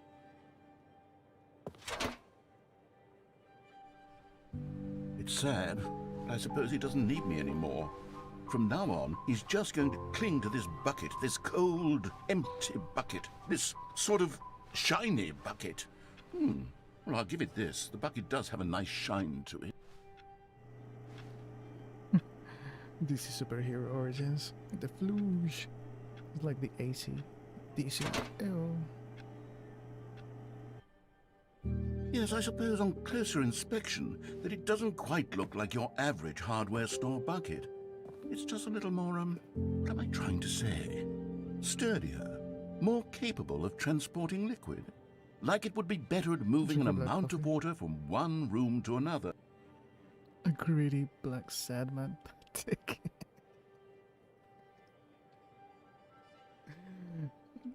But I have the Joker in my name. Joke man. What? Joke fee. The coffee, even more glittery. Oh my God, what am I saying? Better at carrying water from room to room. It's a bucket. It's literally just a bucket. Why do I feel some need to point out the ways in which it's So much more than just a regular bucket. You don't need a name change. I'm a sad dig joker already. Oh no. I'm having feelings. For the bucket. No, no, no, no, no, no, no, no. What's going on? Why do I want to be with the bucket?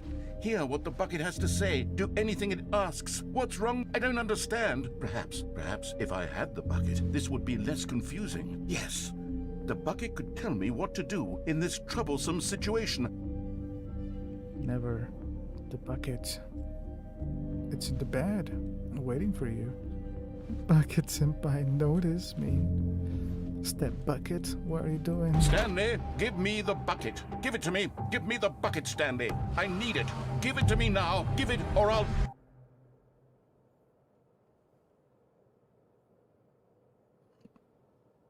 Come back to work, Stanley.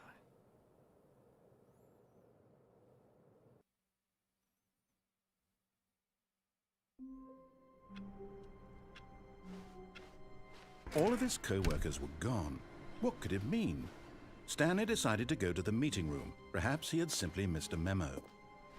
Alright, and I think with that one, we'll probably end it here. But I'm not sure. No, let me do the countdown. Stanley picked up the Countdown. bucket and No. smiled. He'd never be alone again. Not truly alone. Not with Wait. the bucket around. Senpai in the sheath. Wait. Let me do one more and oh no.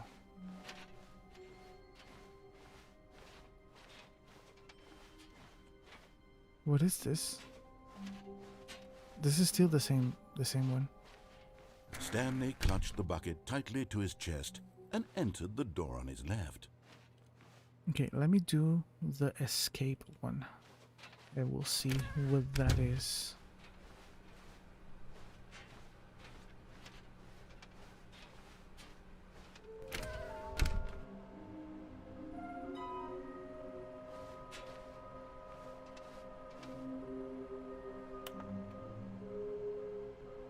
Oh, places to search. Large room with a lot of boxes, stairs, something to do with stairs. Somewhere with both red and blue, nearby a fireplace. Okay. The water street is so nice to see you again. Oh, I'm really happy that you are here though. That's amazing. For realsies. Trust the completionist instinct. There will be a reward for finding them all. Stop kidding yourselves. I want them to. I want to go home. There will be cleaning of this wall required. Who are you, baby lol?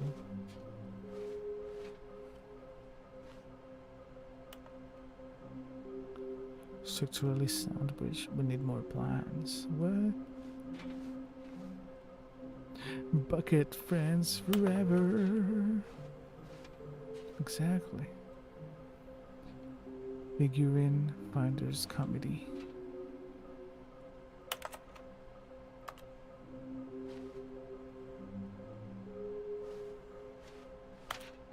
Okay, inside a sequel exhibit, yes. A large room, lots of boxes. Stairs, something to do with the stairs. Somewhere both red and blue, nearby a fireplace.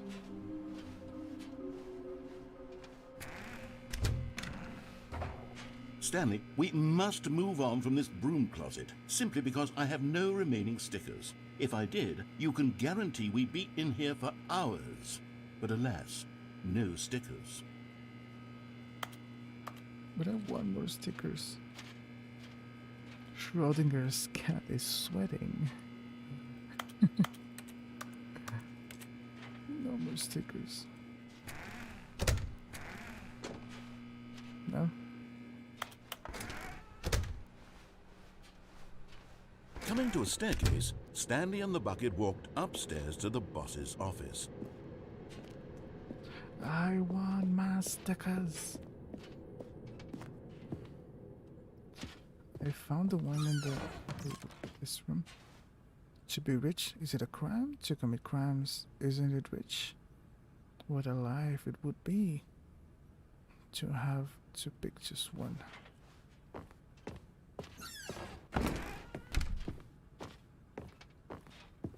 Stepping into his manager's office, Stanley was once again stunned to discover not an indication of any human life. Crushed by the weight of this revelation, Stanley may have broken down into an emotional dumpster fire if not for the soothing presence of the bucket. But Stanley guessed the correct code by sheer luck. Was it that the bucket knew all along? The bucket. Was the bucket guiding him? Yes, this is certainly the most logical explanation. It's the bucket. My own one. It's the bucket. I have to write a song about the bucket.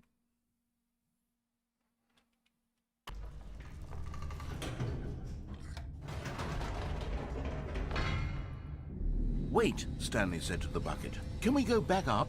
When I was pressing those keypad buttons, there was something very intriguing about the number 3. I want to go back so I can try pressing the number 3 again. The bucket said nothing. The bucket said nothing. That was Stanley talking. Okay, let me try number 3 then. Let's do it. Here we are, said Stanley. Now I'm going to try out that number 3 button. He took the bucket over to the keypad and began absolutely slamming on the number 3 over and over and over. Wow, he said. The number 3 is such a special button. I'm having the time of my life. Stanley looked expectantly at the bucket, but the bucket remained silent. This was a shock to Stanley, who had always felt such a connection with the bucket. How was this not as exciting to the bucket as it was to him? Once Stanley had had enough of the number 3, he got back in the elevator.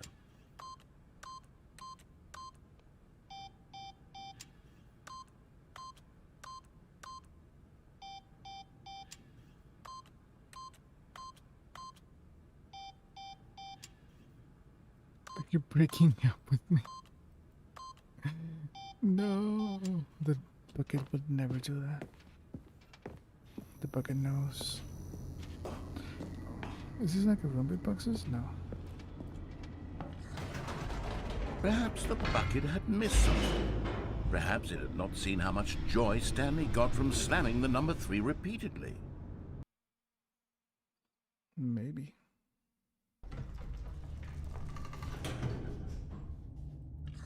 Let's go back up again. No, said Stanley to the bucket. You can't go on yet. Not till you understand how much the number 3 means to me. You and I have been through so much together, and I just want you to see what I see. Feel the happiness I feel. He smiled at the bucket, and the bucket said nothing. The bucket said nothing. And the bucket said nothing.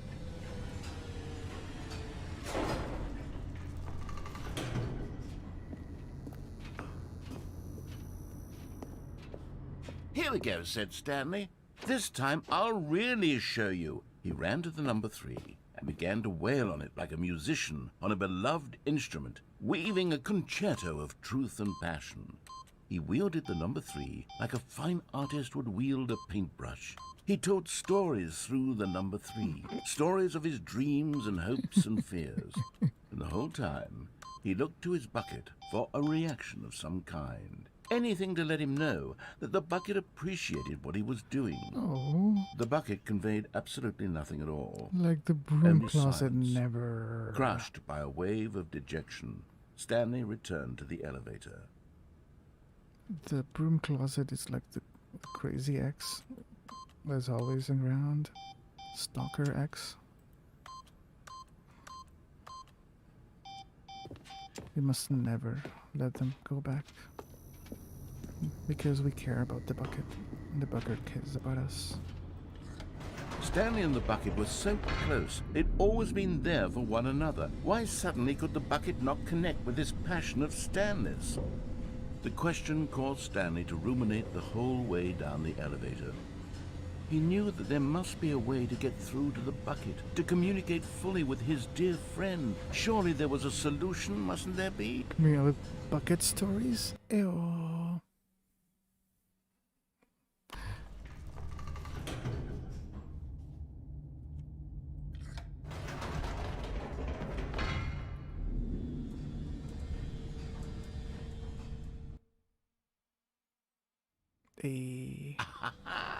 Said Stanley. I know what to do.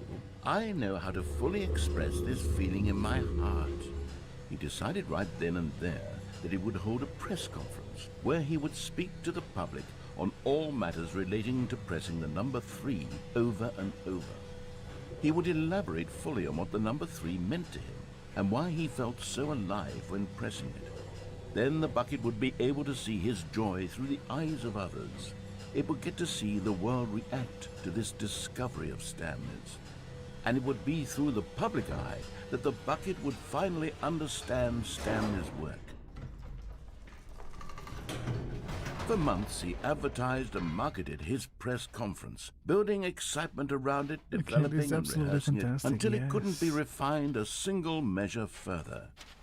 When the big day arrived, Stanley was as prepared as he'd ever been for anything in his life.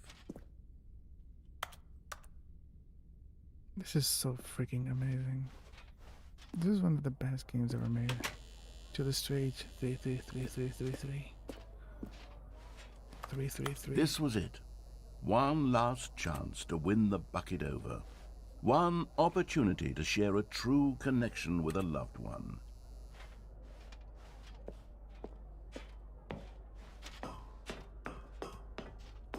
Okay, let me do something real quick. The sound effects. Gotta lower them in the music as well.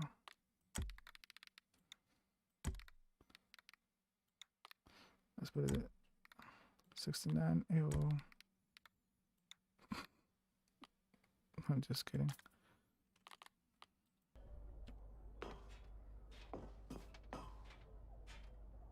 There was no one here. No one here.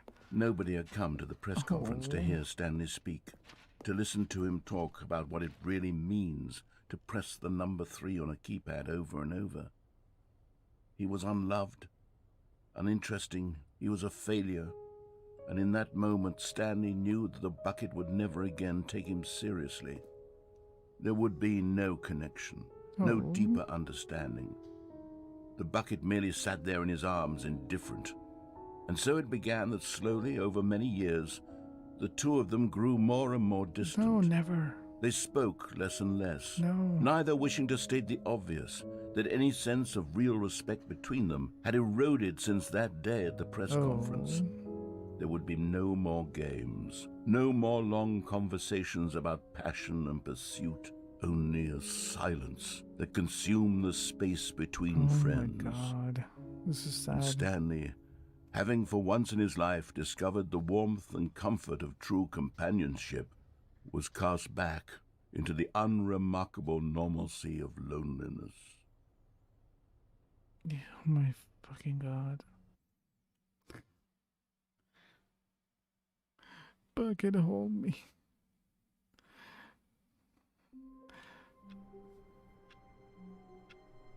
What? All of his co-workers were gone. What could it mean? Stanley decided to go to the meeting room. Perhaps he had simply missed a memo. Jeez, okay. The good old bucket. Just Stanley and the bucket, off on another thrilling adventure together.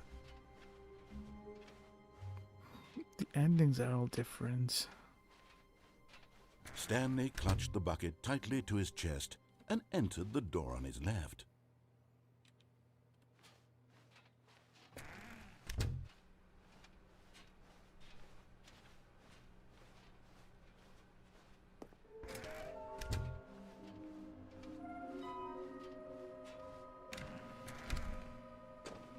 Stanley, we must move on from this broom closet, simply because I have no remaining stickers. If I did, you can guarantee we'd be in here for hours. But alas, no stickers. Coming to a staircase, Stanley and the bucket walked upstairs to the boss's office.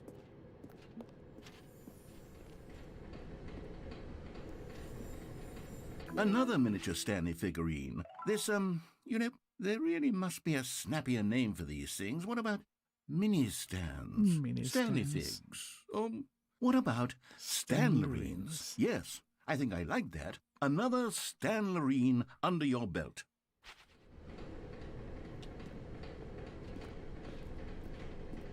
But Stanley just couldn't do it.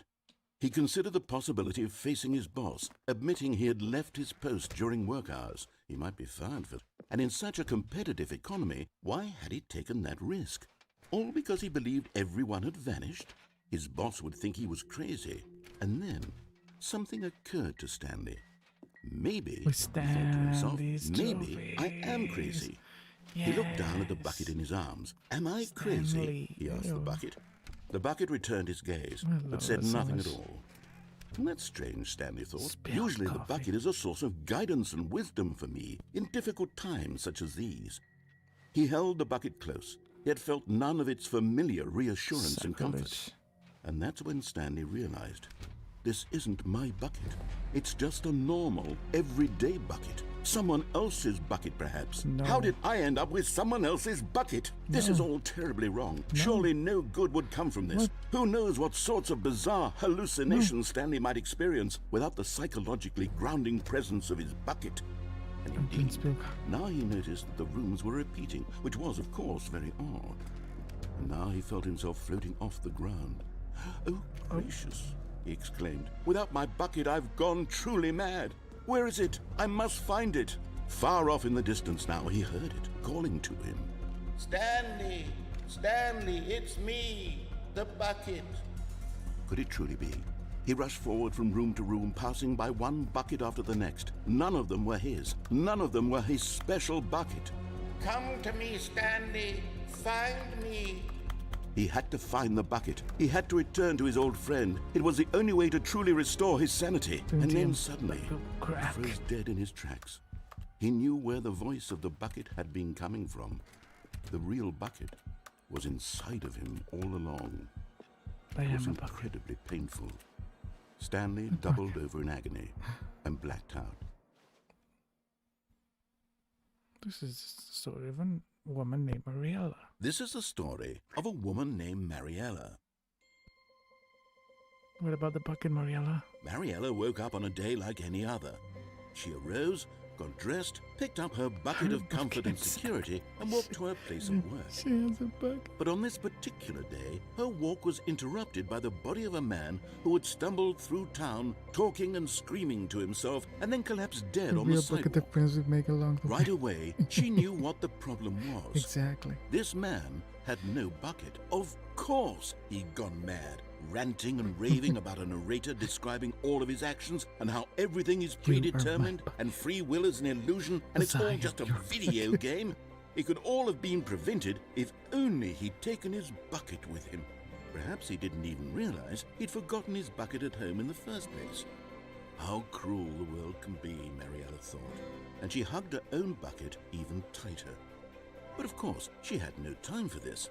There were a myriad of confusing problems she would soon have to confront at work, for which her bucket would provide absolute guidance and total clarity on everything. Heck yes, she thought to herself, my life kicks ass. And she backflipped all the way to work.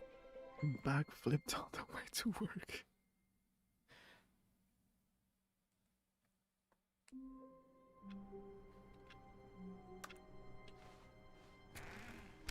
Where are we going today? The bucket asked. Stanley just smiled. Anywhere they went together would be perfectly fine with him. Stanley clutched the bucket tightly to his chest and entered the door on his left. Okay. We'll try to go to the escape ending. Probably will be one of the last that I do today.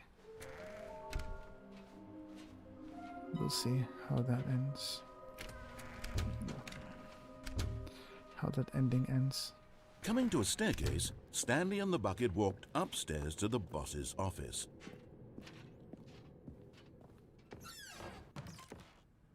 Money in the morning, money in the evening, money for breakfast, money crisps. Stepping into his manager's office, Stanley was once again stunned to discover not an indication of any human life. Crushed by the weight of this revelation, Stanley may have broken down into an emotional dumpster fire if not for the soothing presence of the bucket. Even now, in his darkest of hours, did the bucket's warmth and guiding light pierce the dark clouds of confusion, but Stanley guessed the correct code by sheer luck. Was it that the bucket knew all along? Was the bucket guiding him? Yes, this is certainly the most logical explanation. The most logical explanation, exactly.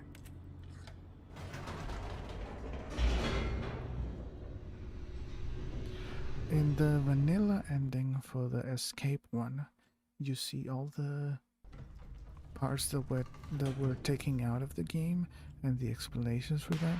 Some sort of an epilogue. Just like that. Stanley and the bucket walked straight ahead through the large door that read, Mind Control Facility.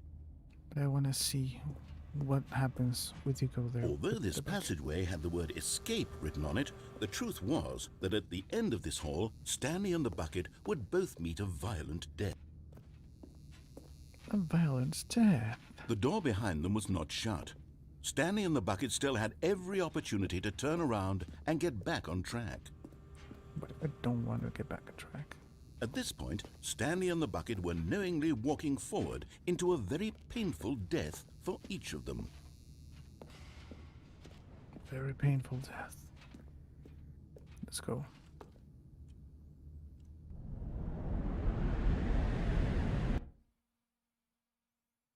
Dum.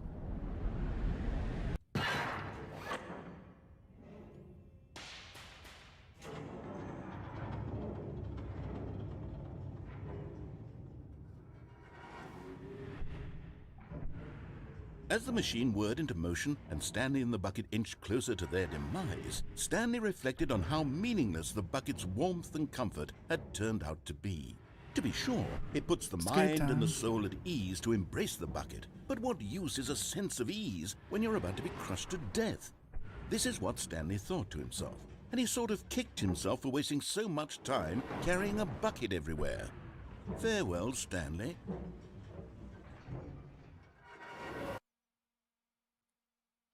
Farewell, Stanley, cried the narrator, as Stanley and the bucket were led helplessly into the enormous metal jaws. In a single visceral instant, the bucket's life came to an end as it was crushed violently to death.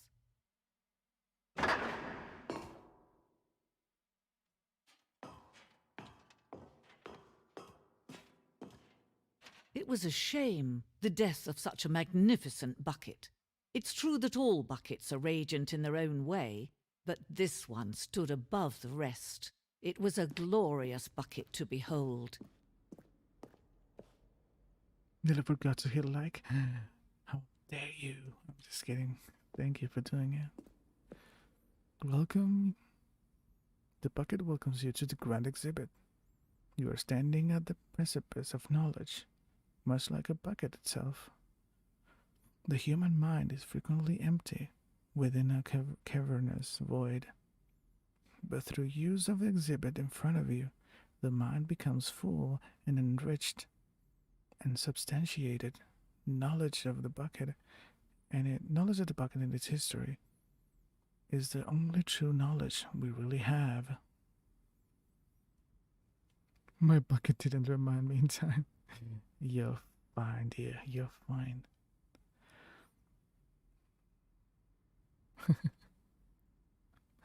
Will you take what you learn here out with you into the world? Will you accept an open mind what may be challenging about the information in this exhibit? Will you change the lives of yourself and your loved ones as a result of this exhibit? Or will you turn a blind eye and continue to live as you were, in ignorance and darkness?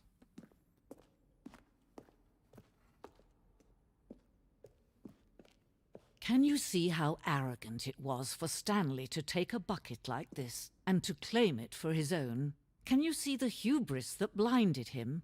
Can you see that the bucket is far more noble than Stanley will ever be in his short life? Oh my god, the amount of buckets here. 25 buckets. A photograph of 25 buckets, the greatest number of buckets ever captured on camera. The photograph experienced catatonic shock for several weeks as a result of the euphoria of exposure to many buckets at once. There are more than 25 buckets here.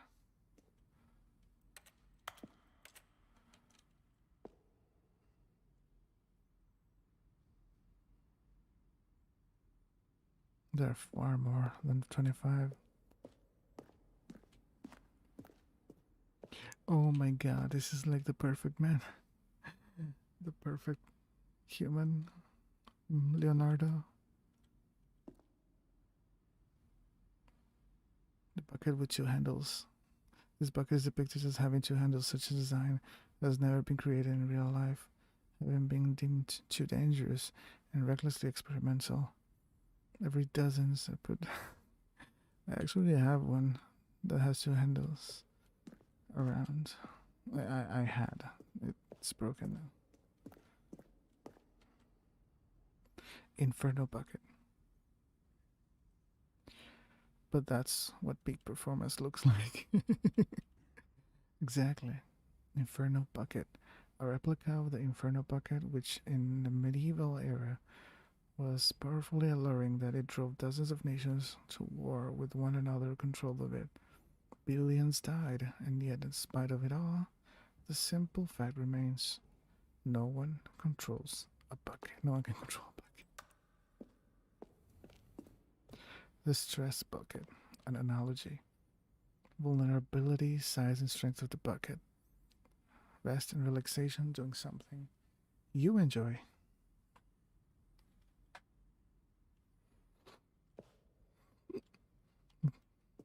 Without commentary.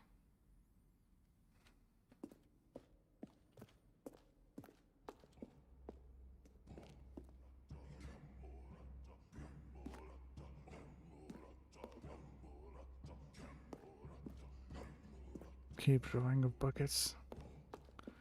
No man can own a bucket, and certainly not a bucket as dazzling to behold as this one. It is man who should kneel before the bucket. The hanging bucket. Should I fall?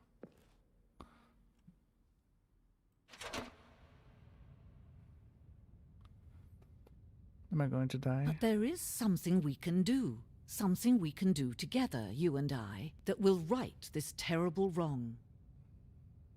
Kill myself? Let without the Stanley bucket? die. Let him be crushed by the machine. Don't reset the game. Don't give him another opportunity to run off with another beautiful bucket. We can save the world's buckets from their treatment as tools and implements if only we let Stanley die together. The bucket shall take its place as ruler, as leader, as commander of a new world, a new vision for... Ouch.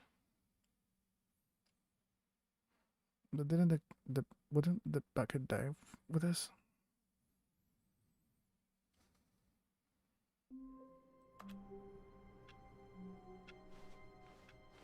Already this was uncomfortable, and Stanley decided that as soon as he found a new space he felt safe in, that he would never leave it again in his life. Never leave it again in his life. A good bucket, a strong bucket, a humble bucket, a committed bucket, a bucket of culture and distinction. Stanley clutched the bucket tightly to his chest and entered the door on his left. This was not the correct way to the meeting room, but Stanley had felt the bucket calling to him, telling him that the employee lounge was simply the place to be.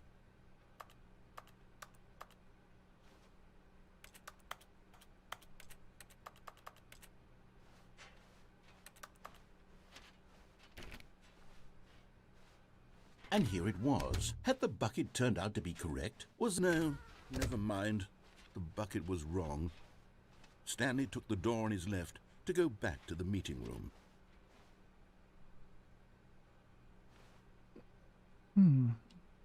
Okay, I think I did all of these then. And so the two of them detoured through the maintenance section and walked straight ahead to the opposite door.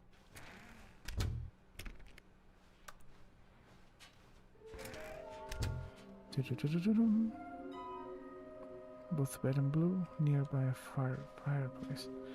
I don't remember where the fireplace is.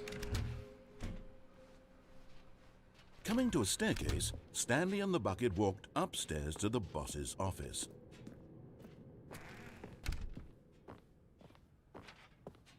Stepping into his manager's office, Stanley was once again stunned to discover not an indication of any human life. Crushed by the weight of this, but Stanley guessed the correct code by sheer luck. Was it that the bucket knew all along? Was the bucket guiding him? Yes. Yes, this is certainly the most logical explanation.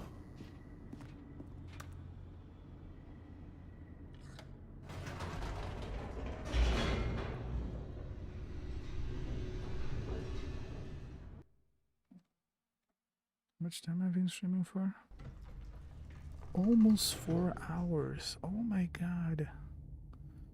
Alright, this probably will be the last ending that I'm gonna do. Is the countdown ending, but with the bucket. We'll see. Stanley and the bucket walked straight ahead through the large door that read, Mind Control Facility. We'll see how it goes. Remember the time when we pressed the off button to shut down and we almost got outside, but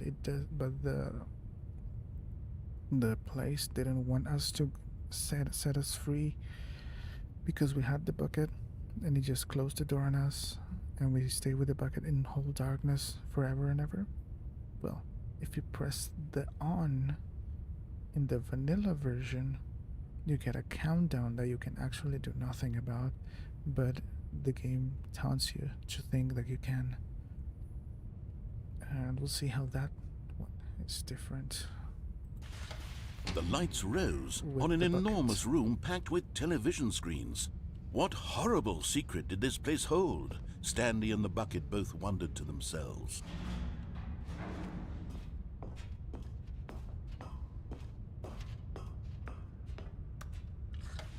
The monitors jumped to life, and Stanley nearly dropped the bucket in shock.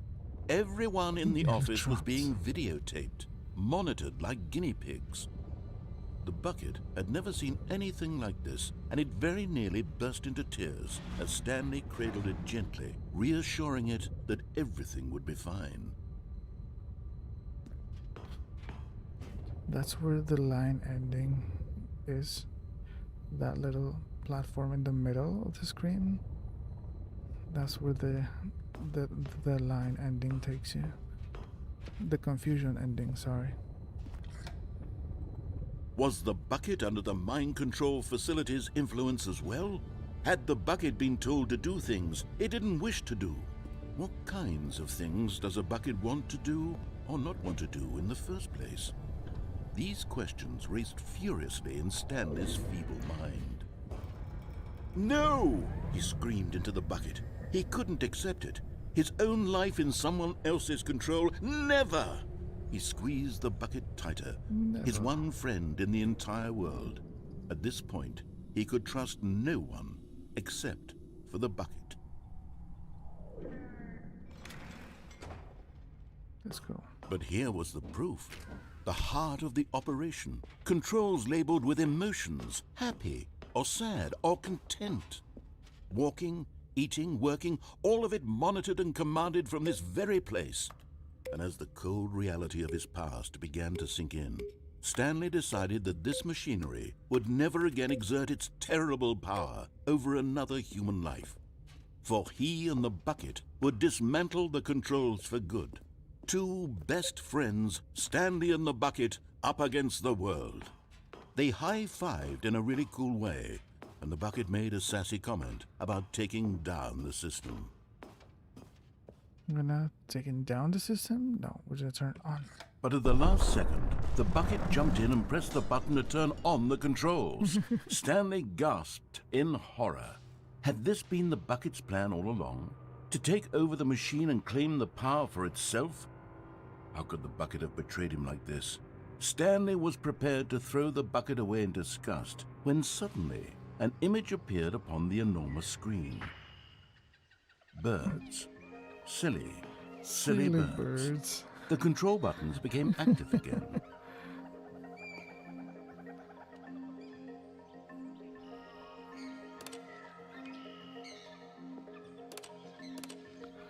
Stanley flipped through one video of silly birds after another, and then it dawned on him. This wasn't a mind control facility at all. It was a facility for monitoring and surveilling silly birds all over the world. Oh my god, I love this. The mind controls were only a facade to disguise its true intentions. Had the bucket known this all along?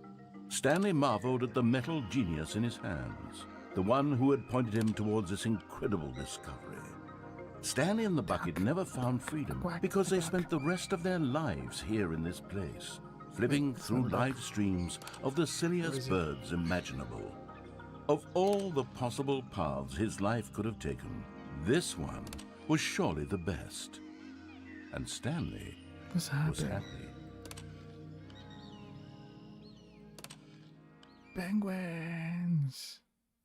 Oh, that one was beautiful. But yeah. Alright, thanks everybody for showing up. This has been an amazing stream. It's much longer than I thought I would have tried to do. But I know this game, trying to get all these endings, it's very long. If you want to go to every single iteration and variation and alternative for every single one of them, you have to make one slight choice different from the other, and you try again, and you try again, and you try again, and you just get silly commentary all along. If you can play the first game, it's very much worth it still. This is the quote-unquote second game, but it is just the first game with extra content on top of it, and the bucket and all these balloon things are the extra content that are just mixed into it. So if you didn't pick up the bucket, you probably will get the vanilla routing to get through it, the game. But yeah, today, yesterday marked 2 years since I first started streaming. And it's actually, I think it was the 3rd of May, but I'm not quite sure. Still, thanks everybody for being here. Thanks everybody for stopping by. Thanks the donos from everyone. Let me see if I have them here. Vile and old dude team Tim. Thank you. Thanks for the donos, and we're getting there. Thanks Bunny for showing up. Heath and Vile already probably went to bed. Dark is probably avoiding watching this. It's for the best. Popo, the Jammer, Bus, everyone who just showed up. Joey and Kitty. Much love for every single one of you. And yeah, I will see you guys in the next one. I'll try to do this more often. If I'm not on this channel, I'll probably gonna be on the Twitch. If I start streaming on the Twitch, it will be like silly things like Rocket League or Rogue Company, or maybe even Fortnite. But we'll see how this goes. And to everyone, may the 4th be with you. And I'll see you guys in the next one. Bye bye.